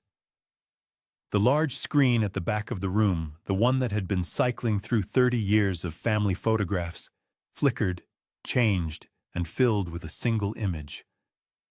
Sylvia's handwriting. The note from 15 years ago. His weakness and our foundation. Projected 6 feet tall across the back wall of a room containing 100 people. Every one of them now completely still and completely silent, except for the sound of champagne flutes being set down very carefully on white linen tablecloths. Victor straightened up slowly from beside my chair. His jaw was rigid. His hand reaching for the silver pen stopped in midair. Achiti, that, Sophia said, her voice steady as bedrock, is my grandmother's handwriting, instructing my uncle to use my grandfather's trust against him. She clicked the remote again. The AI signature analysis report filled the screen. And that is the forensic confirmation that every signature on my grandfather's mortgage documents was forged. The room erupted. Victor's hand closed around the silver pen so hard his knuckles went white. And at the back of the hall, the double doors opened. The 2 men who walked through those double doors did not look like police officers. That was the point. They moved with the unhurried confidence of late-arriving guests dressed in dark suits, and if you were not looking for them, you would have missed them entirely. But I had been looking for them since 8 o'clock, cataloging every face near the entrance the way a man catalogs exits when he knows a storm is coming. Victor saw them the same moment I did. I watched his face cycle through 4 expressions in approximately 2 seconds: confusion, recognition, calculation, and then something that collapsed inward like a building whose load-bearing walls have just given way. He took 1 step backward. His shoulder blade hit the table behind him, and he grabbed it hard, champagne glasses rattling with a sound that cut cleanly through the noise of the room. Victor. One of the officers spoke his name quietly, almost gently, the way you speak to someone standing too close to a ledge. Please stay where you are. This is a private event. Victor's voice was tight and high, nothing like the warm, carrying tone he had used for his toast 12 minutes ago. "You cannot just walk in here. Today we have a warrant." The officer produced it from his jacket pocket with the practiced ease of a man who has done this many times. "Victor A. Torres, we need you to come with us." Sylvia rose from the head table. Her burgundy dress caught the light beautifully. Her pearl necklace lay perfectly at her throat. Her face was arranged in an expression of dignified outrage, chin up, eyes wide, the performance of a woman wrongly accused at her own celebration. "This is absolutely outrageous," she said loudly enough for 30 guests to hear clearly. "This is a misunderstanding. I am calling our attorney right now." "Mrs. Torres." The second officer stepped around to her side. "The warrant covers you as well." Sylvia's composure held for exactly one more second. Then Sophia clicked the remote again. The screen changed. Not a document. Not a forensic report. Video footage, clear color, shot from approximately chest height, with the slightly wide-angle perspective of a very small embedded lens. My kitchen table. Victor and Sylvia seated across from me 2 nights ago, the manila folder between them, the silver pen catching the overhead light. The audio was clean and crisp. "This does not have to be complicated," Victor's voice said from the screen. "The debt exists, Dad. It is in your name. Fighting it will take years and cost more than the debt itself." A guest near the front made a sharp sound. Someone said something urgent to the person beside them. The string quartet, frozen with instruments half raised since Sophia stood up, collectively lowered their bows. On screen, Sylvia's voice.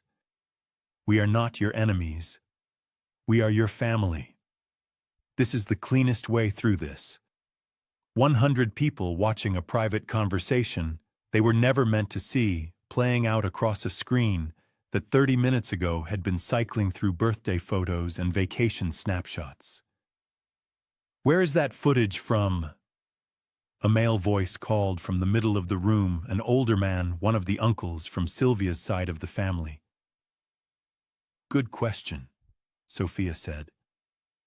She reached into her evening bag and produced a clear evidence bag. Inside it, a pearl necklace identical in every visible way to the one at Sylvia's throat, because it was the same necklace. "My father gave this to me 3 days ago. We had it for 36 hours before tonight. That was enough time for James Whitfield at Whitfield Digital Forensics in Aurora to install a lens the diameter of a pinhead into the third pearl from the clasp and connect it to a micro-transmitter, no larger than a watch battery." The room erupted not sharp chaos, but a wave of overlapping voices, people turning to each other, with expressions ranging from shock to fury, to the specific bewildered grief of realizing that something you believed was solid has been hollow for a very long time. Sylvia's hand flew to her throat. Her fingers closed around the pearl necklace, and in that moment, with the footage of her own voice playing on the screen behind her, and 100 pairs of eyes on her face, the last layer of her composure came away completely. Her chin crumpled. Her eyes flooded. But what came out of her was not remorse. It was rage, raw and unfiltered, the rage of a woman whose plan has been dismantled by the very instrument she thought she controlled. "Oh, you put a camera on me," she said, her voice shaking violently. "You put a camera on your own mother. You put poison in my father's drink for 18 months, Sophia said. Her voice did not shake at all. "I think we can discuss proportionality another time." The officer stepped closer to Sylvia. "Mrs. Torres, I need you to come with me now." "I am not going anywhere," Sylvia said, her voice rising and cracking at the top. "This is my party. This is my family. I built this family. You built it on my name," I said. I had not planned to speak. The words came from somewhere below, planning somewhere older and more fundamental than strategy.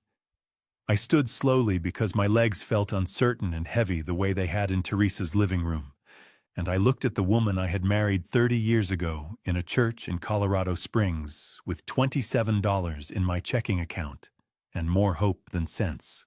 Her eyes met mine across the white linen and the half-empty champagne flutes and the ruins of a celebration that had never been real. 30 years, Sylvia, I said, my voice rough and low and entirely my own. I loved you with everything I had. And you looked at that love and decided it was a liability to be managed. Her face broke. Not into tears, into something more complicated, a fracturing of the careful architecture she had maintained for 3 decades, every calculated smile and practiced warmth coming apart at once under the weight of being fully, finally seen. "You do not understand," she whispered. "You never understood what I gave up." "Then you should have told me," I said. "That is what people do when they love each other. They tell each other the truth." The officer touched her elbow gently. This time she did not resist. As they walked her toward the door, the pearl necklace still clasped at her throat, I turned back to the table and picked up Victor's silver pen. Heavy, expensive, the kind of pen designed to feel like authority in the hand. I set it down carefully on top of the closed manila folder and pushed both of them away from me. Caleb appeared at my shoulder and put one hand on my back, steady and solid, saying nothing because some moments do not need words. They need presence. And Caleb Owens had always understood the difference. Sophia crossed the room and took my hand. Her fingers were warm and her grip was certain, and she looked at me with eyes that were wet but absolutely undefeated. "It is done," she said softly. At the back of the hall, the screen still glowed. His weakness and our foundation, 6 feet tall, in front of everyone. The room Miller walked into was not the one anyone had planned. The string quartet had packed their instruments away.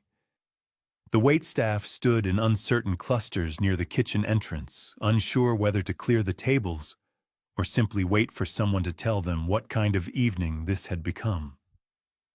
100 guests sat or stood in small, tight groups, speaking in the low, urgent voices people use when they are trying to make sense of something they witnessed, but have not yet fully processed. Miller moved through the room with the calm, deliberate stride of a woman entirely comfortable in chaos. She was still in her gray blazer from this afternoon. She had not gone home. Behind her came 2 uniformed officers carrying document cases, and behind them, moving more slowly, came a figure whose presence made everything Sophia had planned finally feel real. She wore the brown wool coat she saves for important occasions. Under one arm, she carried a leather document portfolio. At her side walked James Whitfield like a quiet, bespectacled anchor. She looked tired, the specific exhaustion of someone who had been afraid for 15 years and had finally tonight decided to stop. When she saw me, her eyes filled immediately. She crossed the room faster than I expected, and I met her halfway. She grabbed both my arms with both hands and held on with a grip that startled me with its strength. "I should have come sooner," she said, her voice cracking clean down the middle. "Hector, I should have come 15 years ago. I was so afraid I let that fear cost you so much." Her chin trembled violently. "I am so deeply sorry." My throat closed completely. I pulled her in and held her the way I had not held my little sister since we were children in Albuquerque, before life grew complicated and distances widened and families split along invisible lines. "You came tonight," I said, my voice rough and unsteady. "That is what matters." "I brought everything," she whispered against my shoulder, fingers gripping the back of my jacket. "Every single piece. What Victor did to me, what Sylvia planned, it goes back further than you know." I pulled back and looked at her face. "How much further Teresa steadied herself with visible effort, lifted her chin, and said, "Let me show you. Let me show everyone." Miller cleared the head table with quiet authority. James connected his laptop to the venue's projector. The screen that had displayed the AI signature report and the kitchen camera footage became something else entirely. It became a timeline. "What you are looking at," James said, his voice carrying clearly across the room, "is a reconstructed timeline of financial activity conducted using the identity of Hector A. Torres, spanning approximately 16 years. Data was recovered from physical documents held by Teresa Torres and digital records extracted from a mobile device belonging to Victor Torres."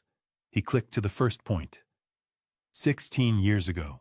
Victor Torres, age 17, receives written instruction from Sylvia Torres. James read it aloud. "Get the old man used to signing things without reading. Start small. Build the habit." A woman at a middle table pressed both hands over her mouth. A man nearby rose halfway from his chair, then sat back down as though his legs had made a decision his mind had not caught up with. A low, horrified murmur moved through the room like a current. James clicked forward. 15 years ago. Victor approaches Teresa with a co-investment proposal using forged documents bearing my signature. He never tells her the property carries a fraudulent mortgage in my name. 3 months later, a collections action arrives addressed to her personally. Teresa opened her portfolio and removed the original notice worn at the folds and yellowed at the edges and held it up.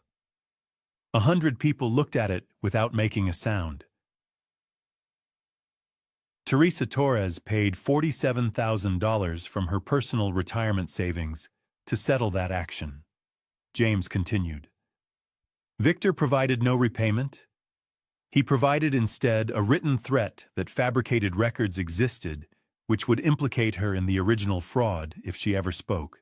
Sophia, seated to my left, made a low sound in her throat, compressed fury held by sheer discipline. She picked up her pen and wrote without looking down, eyes fixed on the screen jaw so tight I could see the tension from where I sat. James clicked again. 10 years ago. The scholarship papers. The blank page overlay. 11 signatures. Coordinated through email fragments recovered from the phone originating from address ST77 registered to Sylvia Torres. James read directly from the slide. He will ask questions if he sees the full document. The blank page overlay will work. He trusts the pen and the hand holding it. That is enough. The room produced a sound that was not quite any single noise, a collective intake, the audible processing of something deeply wrong rendered suddenly visible in plain language. He trusts the pen and the hand holding it. She had written that about me. Sitting somewhere ordinary, a kitchen table, a desk, she had typed those words about the man she shared a bed with, pressed send, and then come to me and smiled the smile I had loved for 30 years. I pressed my fist against my sternum and breathed slowly. Caleb placed his hand on my shoulder from behind steady, solid present, and I was more grateful for that weight than I knew how to say. Teresa stood, a Detective Miller. Her voice carried across the entire room without effort, clear and unhesitating, the voice of a woman who has been afraid for 15 years and has decided tonight that she is done. I have here the original documents Victor gave me. His fingerprints are on these pages. I had them tested 6 years ago by a private laboratory because I needed to know I was not imagining what had been done to me. She placed a sealed, notary-stamped manila envelope on the table in front of Miller. The fingerprints match Victor Torres, not my brother, not me, Victor. Miller picked up the envelope with both hands, examined the seal, and nodded once. Mrs. Torres, she said quietly, this will be entered into evidence tonight. Teresa sat back down. Her hands shook slightly as she closed her portfolio, But her face was composed, and her eyes were clear, the specific clarity of a burden set down after being carried so long. You have forgotten what standing upright without it felt like. James clicked to the final entry on the timeline. 14 months ago. A text from Sylvia Torres to Victor Torres, recovered from a secondary backup chip on the phone's storage. James read it aloud. The doctor has confirmed the prescription. Weekly administration in liquid form will produce sufficient cognitive softening within 60 days. By the anniversary, he will not question anything placed in front of him. It will look like natural decline. Nobody questions an old man's memory. The room made no sound at all. Not a glass, not a chair, not a single breath anyone was willing to let be heard. I had known this was coming. I had read those words. I had given myself time to process them, and still hearing them spoken aloud in a room full of witnesses, in the very venue where Sylvia and Victor had planned to use my chemically softened mind to finish what they started. Tears burned up from somewhere so deep, I had not known they were there. They ran down my face before I could stop them, and I did not try, because some things a man should not have to contain alone in a room full of witnesses. Sophia's hand found mine under the table. She gripped it so hard it ached. I gripped back. Neither of us let go. "That is enough for tonight," Miller said quietly. The screen went dark. She turned to the room with measured calm. "Several of you may be contacted as witnesses. Please do not discuss tonight's details outside this room until you hear from my office." A brief pause. "Thank you for staying." Teresa reached across and took my free hand in hers. I sat between my sister and my daughter, held on both sides by the two women who had walked through the worst of this alongside me. "It is over," Teresa said softly, worn down to her truest voice, no performance left, just the bare, honest sound of a woman who has waited 15 years to say 2 words. "Not quite," Sophia said. She squeezed my hand once hard, but almost. Outside in the parking structure, Victor and Sylvia sat in separate vehicles. 30 years of their architecture dismantled in a single evening. On the head table of a Cherry Creek event hall, 15 years of evidence sat in neat notarized rows waiting for morning. The envelope arrived by certified mail at 8:47 on a Friday morning, 11 days after the anniversary party. I had been awake since 5. I had made coffee I did not drink, washed dishes that were already clean, and stood at the kitchen window watching the Denver street below come to life one headlight at a time. When the mail carrier's truck stopped outside my building, I already knew what she was carrying. I went downstairs and signed for it myself. Back at the kitchen table, I set the envelope in the center, directly under the overhead light, as though better lighting would make what was inside easier to receive, and I sat down and looked at it for 22 minutes without touching it again. Then I called Sophia. She was at my door in 35 minutes, still wearing the jacket she had put on for work that morning, her office badge lanyard still swinging at her neck.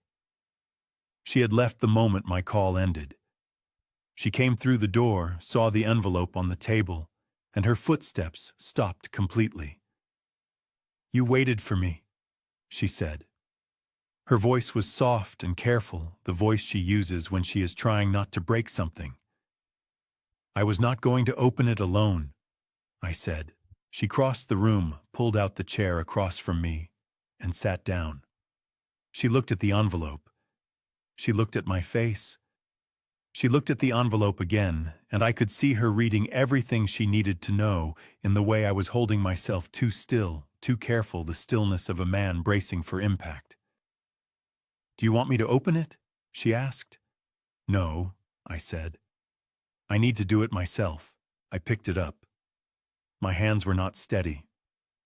I want to be honest about that. My hands were shaking in the small, persistent way they shake when the body understands something the mind is still catching up to.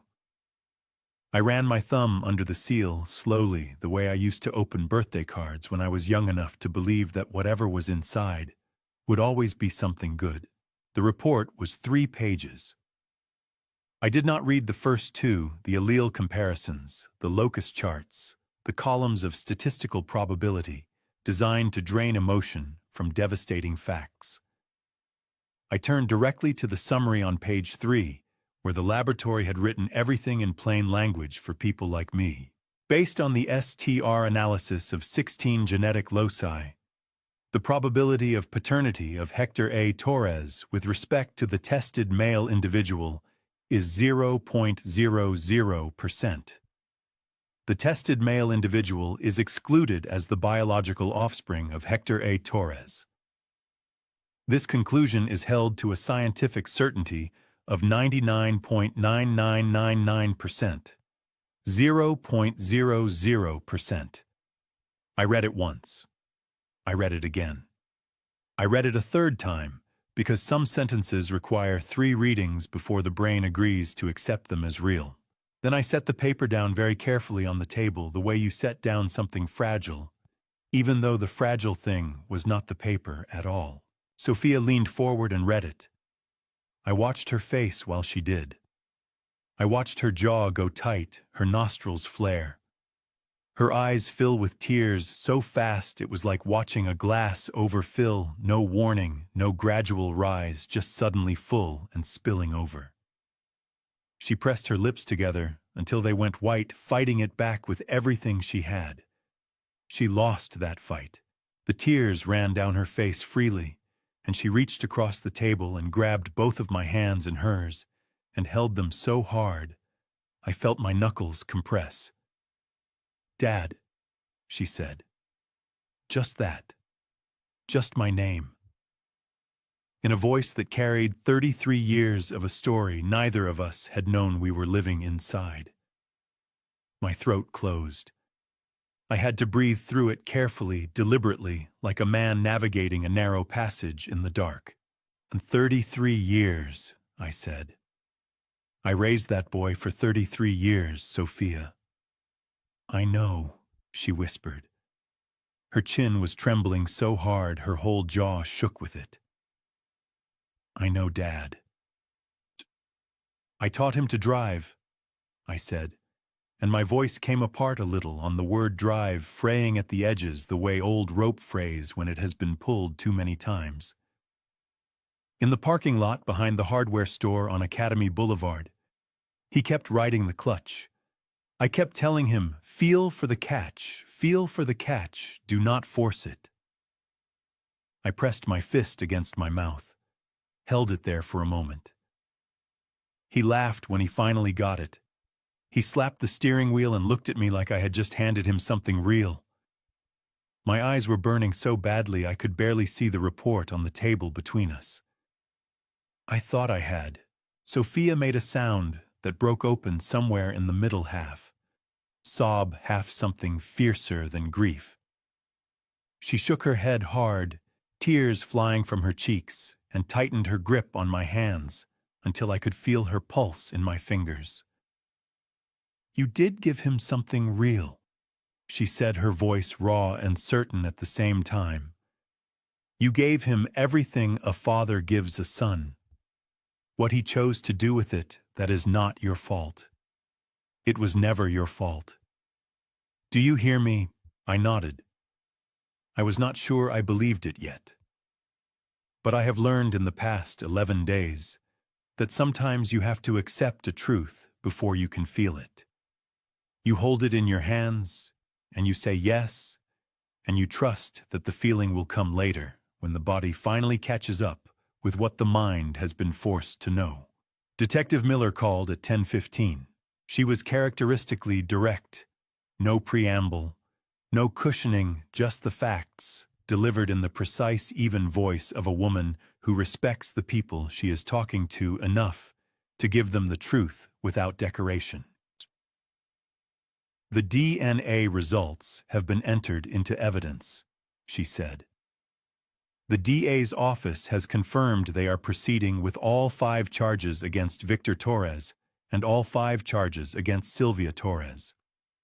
Wire fraud, identity theft, criminal coercion, conspiracy to commit financial fraud, and administering a substance without consent. She paused. There is something else. Something we found during the search of the residence on Holloway Lane yesterday morning. I pressed the phone against my ear so hard it ached. Across the table, Sophia put her pen to her legal pad without being asked. Tell me, I said. A safety deposit box key, Miller said. Registered to a branch in Lakewood. We executed the access warrant this morning. Inside the box was a handwritten document dated 25 years ago, written by Sylvia Torres. In it, she describes her motivation for entering the marriage. My stomach dropped so fast I grabbed the table edge. 25 years ago, Miller continued. Your testimony in a civil subcontractor case contributed to the bankruptcy of her father's construction company. Sylvia Torres wrote in this document that she entered the marriage with the explicit intention of recovering what she considered her family's losses. She describes a 20-year financial plan using your identity and your assets. Miller's voice went very careful and very precise. She describes Victor, then a child she was raising as, and I am quoting her exact words, the instrument of final recovery. The kitchen tilted. The walls leaned inward by an inch. I breathed through it. She planned this before we were married, I said. My voice came out flat, stripped of inflection, the voice of a man whose capacity for shock has been entirely used up. She walked into that church in Colorado Springs with 27-year-old me and a plan already written in a box in Lakewood. The document confirms that yes, Miller said. Mr. Torres, what was done to you was not opportunistic. It was not impulsive. It was a deliberate, multi-decade conspiracy executed over 30 years, initiated before your marriage even began. The law takes an extremely serious view of that level of premeditation. I set the phone on speaker. My arm had stopped being fully reliable and I did not trust it. Sophia was writing fast, her pen moving across the legal pad in tight, urgent lines, her jaw set and her eyes blazing with a fury so clean it was almost beautiful. Victor, I said. What about Victor? Miller paused, the specific pause of a person choosing their words with care. When he was informed of the DNA results this morning, he requested his attorney and declined all further questioning. Another pause. But before he stopped talking, he said one thing. Her voice shifted quieter, more careful, carrying the weight of something that exists outside legal categories. He said, she told me he was nothing. She told me since I was a child that he was nothing and we were owed everything. I believed her. I believed everything she told me. The kitchen went very still. Outside, a car passed slowly on the street below. A bird called twice from somewhere in the yard next door. The refrigerator ran its quiet, indifferent hum, the same hum it had been running through every conversation in this kitchen for 6 years, completely unaware of any of it. I thought about a 17-year-old boy receiving a text message from his mother. Get the old man used to signing things without reading. Start small. Build the habit.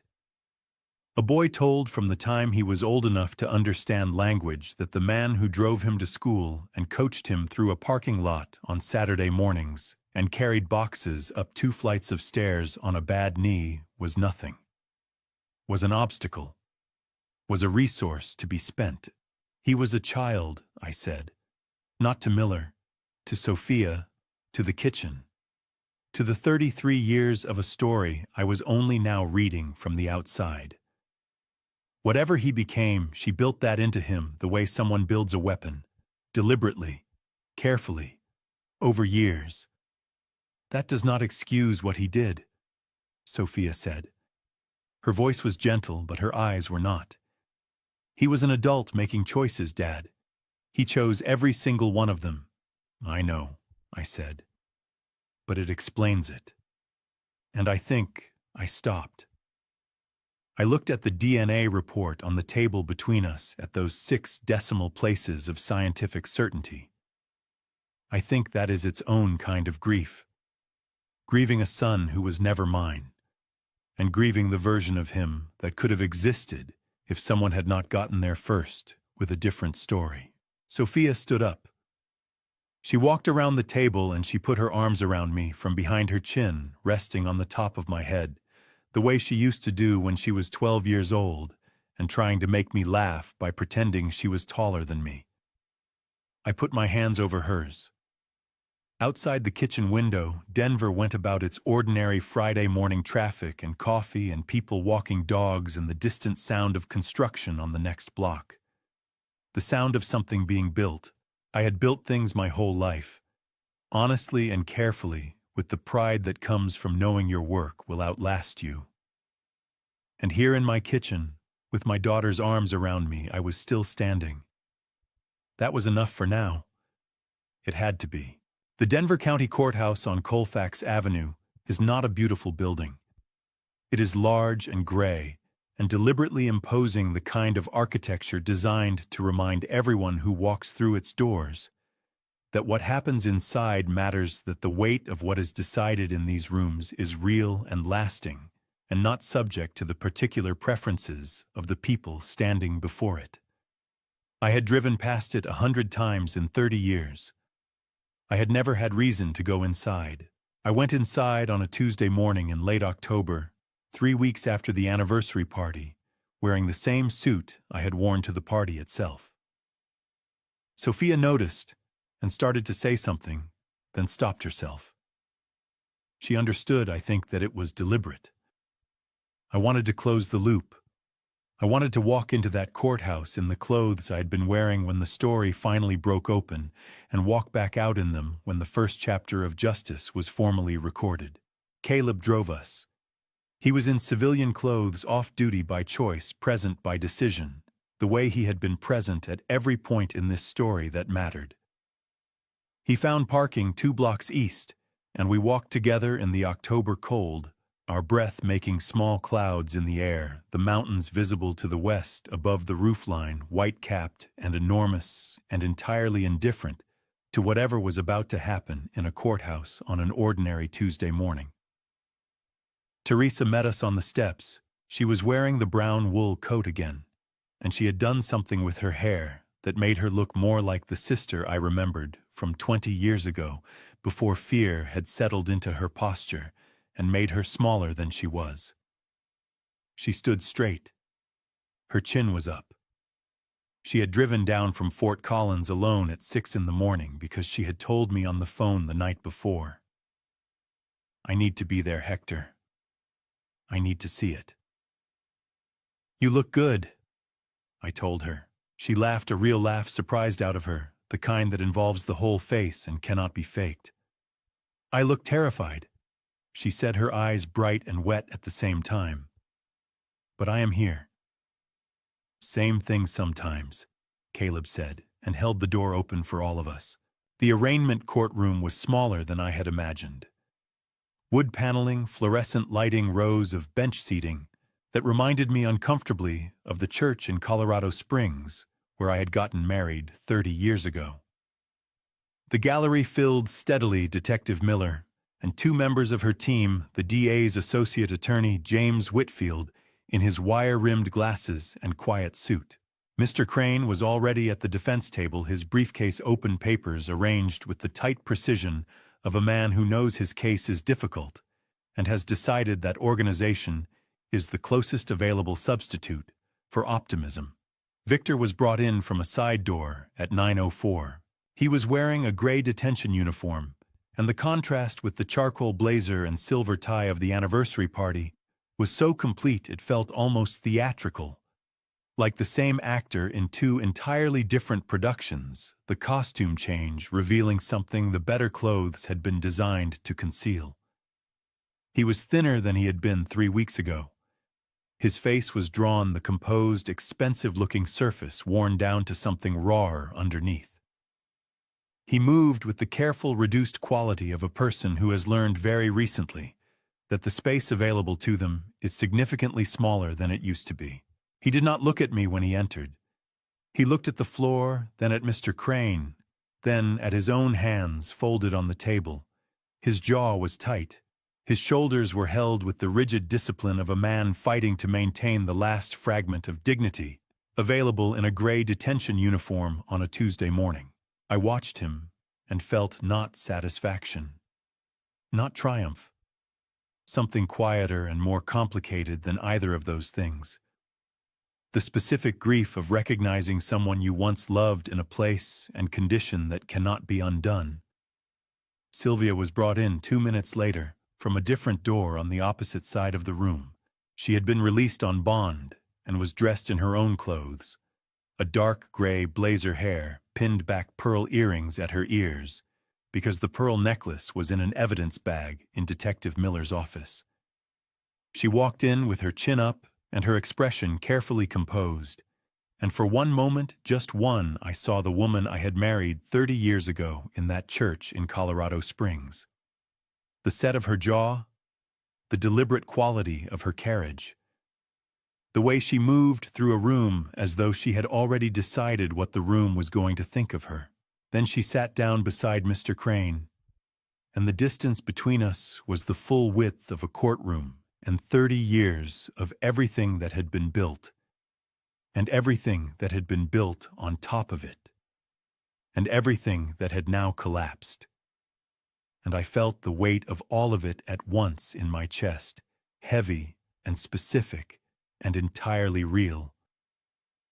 She looked at me, across the courtroom, across everything. For the first time since the anniversary party, her eyes found mine and held them. I did not look away. I had spent 30 years not looking closely enough. I was done with that now.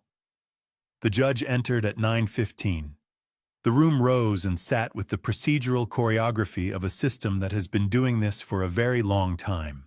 The charges were read aloud by the clerk, and hearing them in that room, each count numbered, precisely worded, delivered in a flat, institutional voice, was an experience so different from reading them on Detective Miller's conference table that I had to grip the bench seat in front of me to stay anchored in the present tense. Count 1, wire fraud, in violation of Title 18 United States Code, Section 1343. Count 2, identity theft, in violation of Title 18 United States Code, Section 1028. Count 3, criminal coercion in violation of Colorado Revised Statutes, Section 188740. Count 4, conspiracy to commit financial fraud in violation of Title 18 United States Code, Section 371. Count 5, administering a substance without consent in violation of Colorado Revised Statutes, Section 183414. 5 counts. Victor's name, then Sylvia's name, then each count again for each of them. The clerk's voice was entirely flat, and entirely even no judgment in the tone, all of the judgment in the words themselves. Mr. Crane entered pleas of not guilty for both defendants. The DA's associate attorney rose and argued for continued detention of Victor Torres' flight risk scope of conspiracy 16-year criminal enterprise. She spoke for 11 minutes without notes, precise and comprehensive. Mr. Crane responded with everything he had. When it was done, the judge looked at both tables for a long moment, with the expression of someone who has already made a decision and is simply completing the required form of deliberation. Bail denied for Victor Torres. Bail conditions set for Sylvia Torres. Ankle monitoring, surrender of passport.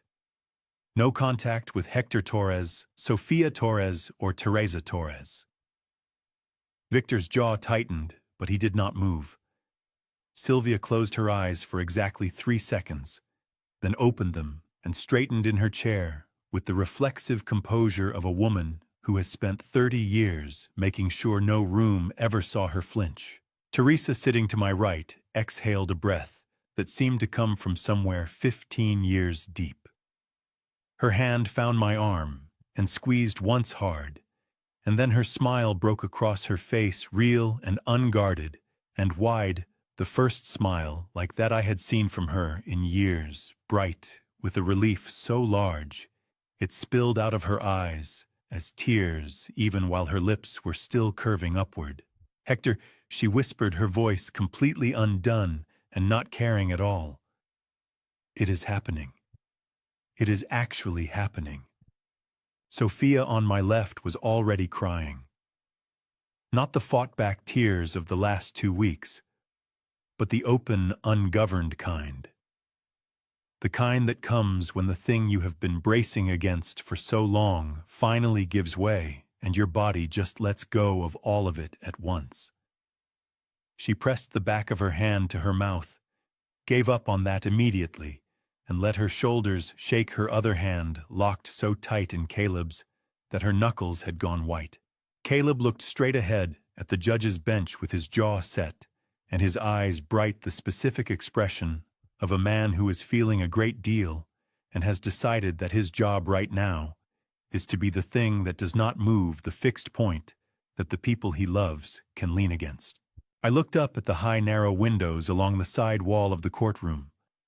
A strip of Colorado sky, blue and cold and enormous, the kind of blue that makes you understand why people have always looked up when they needed to remember what is larger than their immediate suffering. I had come to Colorado at 24 years old with $1,100 and a belief that honest work was enough. That a man who built things carefully and kept his word and loved his family well would be sufficient. I had been wrong about some of that. I had been wrong in ways that had cost me 30 years and $300,000 and 18 months of my own clear mind. But I was here, 62 years old, sitting in a Denver courthouse on a Tuesday morning in October with my daughter on one side and my sister on the other, and the man who had spent 16 years dismantling my life was sitting in a gray uniform 12 feet away, and the system that I had always been told was there to protect people like me was today in this room doing exactly that. The judge gathered her papers. The clerk called the next case. I stood up with my daughter and my sister and the man who was going to marry Sophia in the spring, and we walked back out through the doors of the Denver County Courthouse onto Colfax Avenue, into the October cold, into the enormous blue Colorado sky. Teresa grabbed my arm and held it with both hands as we walked, her shoulder pressed against mine, the way she used to walk beside me when we were children in Albuquerque, and the world was still mostly ahead of us. "What do we do now?" she asked. I looked up at those mountains, white and permanent, and entirely themselves, the same mountains that had been standing over this city since long before any of us arrived with our $1,100 and our hope and our complicated families. "We go home," I said, "and we start again." Spring came to Denver the way it always does, not gently, not all at once, but in arguments. A warm Tuesday followed by a cold Thursday, then 3 days of sunshine so clean and bright it made the whole city look newly washed. I stood at my kitchen window one April morning, watching a construction crew pour a foundation 2 blocks away, and felt something move through my chest that I had not felt in a very long time. I felt like myself again. Dr. Anita Reyes at Denver Health cleared me 6 weeks after the arraignment. She ran the full cognitive battery, came back into the examination room, smiling, and put her hand over mine on the desk. "Your mind is yours again, Mr. Torres," she said firmly. "It was always yours. Someone just temporarily borrowed it without permission." I laughed out loud, a real laugh, the first genuine one in months. Dr. Reyes laughed too, and for that moment, the examination room felt like the most ordinary and wonderful place in the world. The legal outcomes arrived in pieces. Victor was convicted on all 5 counts in February, 14 years with mandatory restitution of $312,000 to be paid to Hector A. Torres. When Sophia read me that figure at my kitchen table, her finger moving slowly under each word, her voice broke completely. "That is your money, Dad," she said, wiping her face with the back of her hand and not caring at all that she was crying. "That was always your money." I got up and walked to the window. My eyes burned so badly I could not see the street for a full minute. 62 years of honest work finally confirmed as real. Sylvia pleaded guilty in March. 8 years, 3 suspended. Minimum 5 served. The $300,000 mortgage was cleared from my credit record in late March. Sophia called me at 7:30 in the morning, and I could hear everything in her first syllable. "Shocking, it is gone, Dad," she said, and her voice broke immediately on the second word. Completely gone. I sat down on the kitchen floor, right there back against the cabinet because my legs had made a decision my mind had not caught up with yet. I pressed the phone to my ear and listened to my daughter cry, and I cried too, not quietly, not with any dignity, but the way a man cries when everything he built honestly finally gets confirmed as real. "I thank you," I told her when I could speak, "for all of it. From the very first night. You would have done the same for me," she said softly. "You always have." The morning of Sophia's wedding arrived quietly, slipping through the curtains, before I had fully decided to be awake. I lay in bed, listening to Denver wake up a car, starting below a dog, barking the distant sound of a construction crew already building something, the sound of it as familiar to me as my own heartbeat. I was 62 years old. I had lost a wife, a son, 18 months of my own clear mind, and a 30-year marriage that had been, from its very first day, something other than what I believed it to be. And this morning I was walking my daughter down an aisle in the Rocky Mountain foothills into the arms of a man who had looked at me on a highway at dawn with 3 police cruisers and said without hesitation, "Tell me what you need." I got up, made coffee, stood at the window. I know now that trust is not the same thing as blindness. Looking closely is not suspicion, it is attention. And attention is one of the deepest forms of love a human being can offer. Sylvia built her entire plan around my willingness to not look. I carry that knowledge the way a builder carries the memory of a wall that failed not with shame, but with the understanding of how to build the next one so it holds. I know now that what survives when everything is removed is worth knowing. My daughter is shaking hands and has a steady voice. My sister with tamales and 15 years of evidence, a future son-in-law on a highway at dawn, a forensic specialist in a Victorian house, a detective who filed a motion by 5 o'clock, a DMV clerk named Patricia who was personally outraged on my behalf. The inner circle was the danger. The strangers were the salvation. At 9:30, I pinned a white gardenia to my lapel, picked up my truck keys, and walked out into the May morning. Teresa was waiting by the truck in a yellow dress, her face turned up to the sun, with her eyes closed, smiling to herself the way people smile when they have just remembered something good. She opened her eyes when she heard my footsteps. Her smile widened into something that took over her whole face, bright and unguarded, and entirely, completely alive. "Ready?" She said, her voice warm and ringing out into the morning like something long overdue. I looked at her, at the yellow dress, at the mountains beyond the roofline, white at the peaks and green at the shoulders, standing exactly where they had always been. My eyes burned in the good way, the full way, the way they burn when a man realizes that what he is feeling right now is gratitude. Raw, bone deep, unreserved. For the morning, for the mountains, for the daughter waiting in the foothills, for every stranger who showed up. for the fact that he is still here to feel any of it at all. "Ready?" I said, and I meant it completely. We drove west toward the mountains, so that is my story. A grandpa story that I never planned to tell and could not have imagined living through.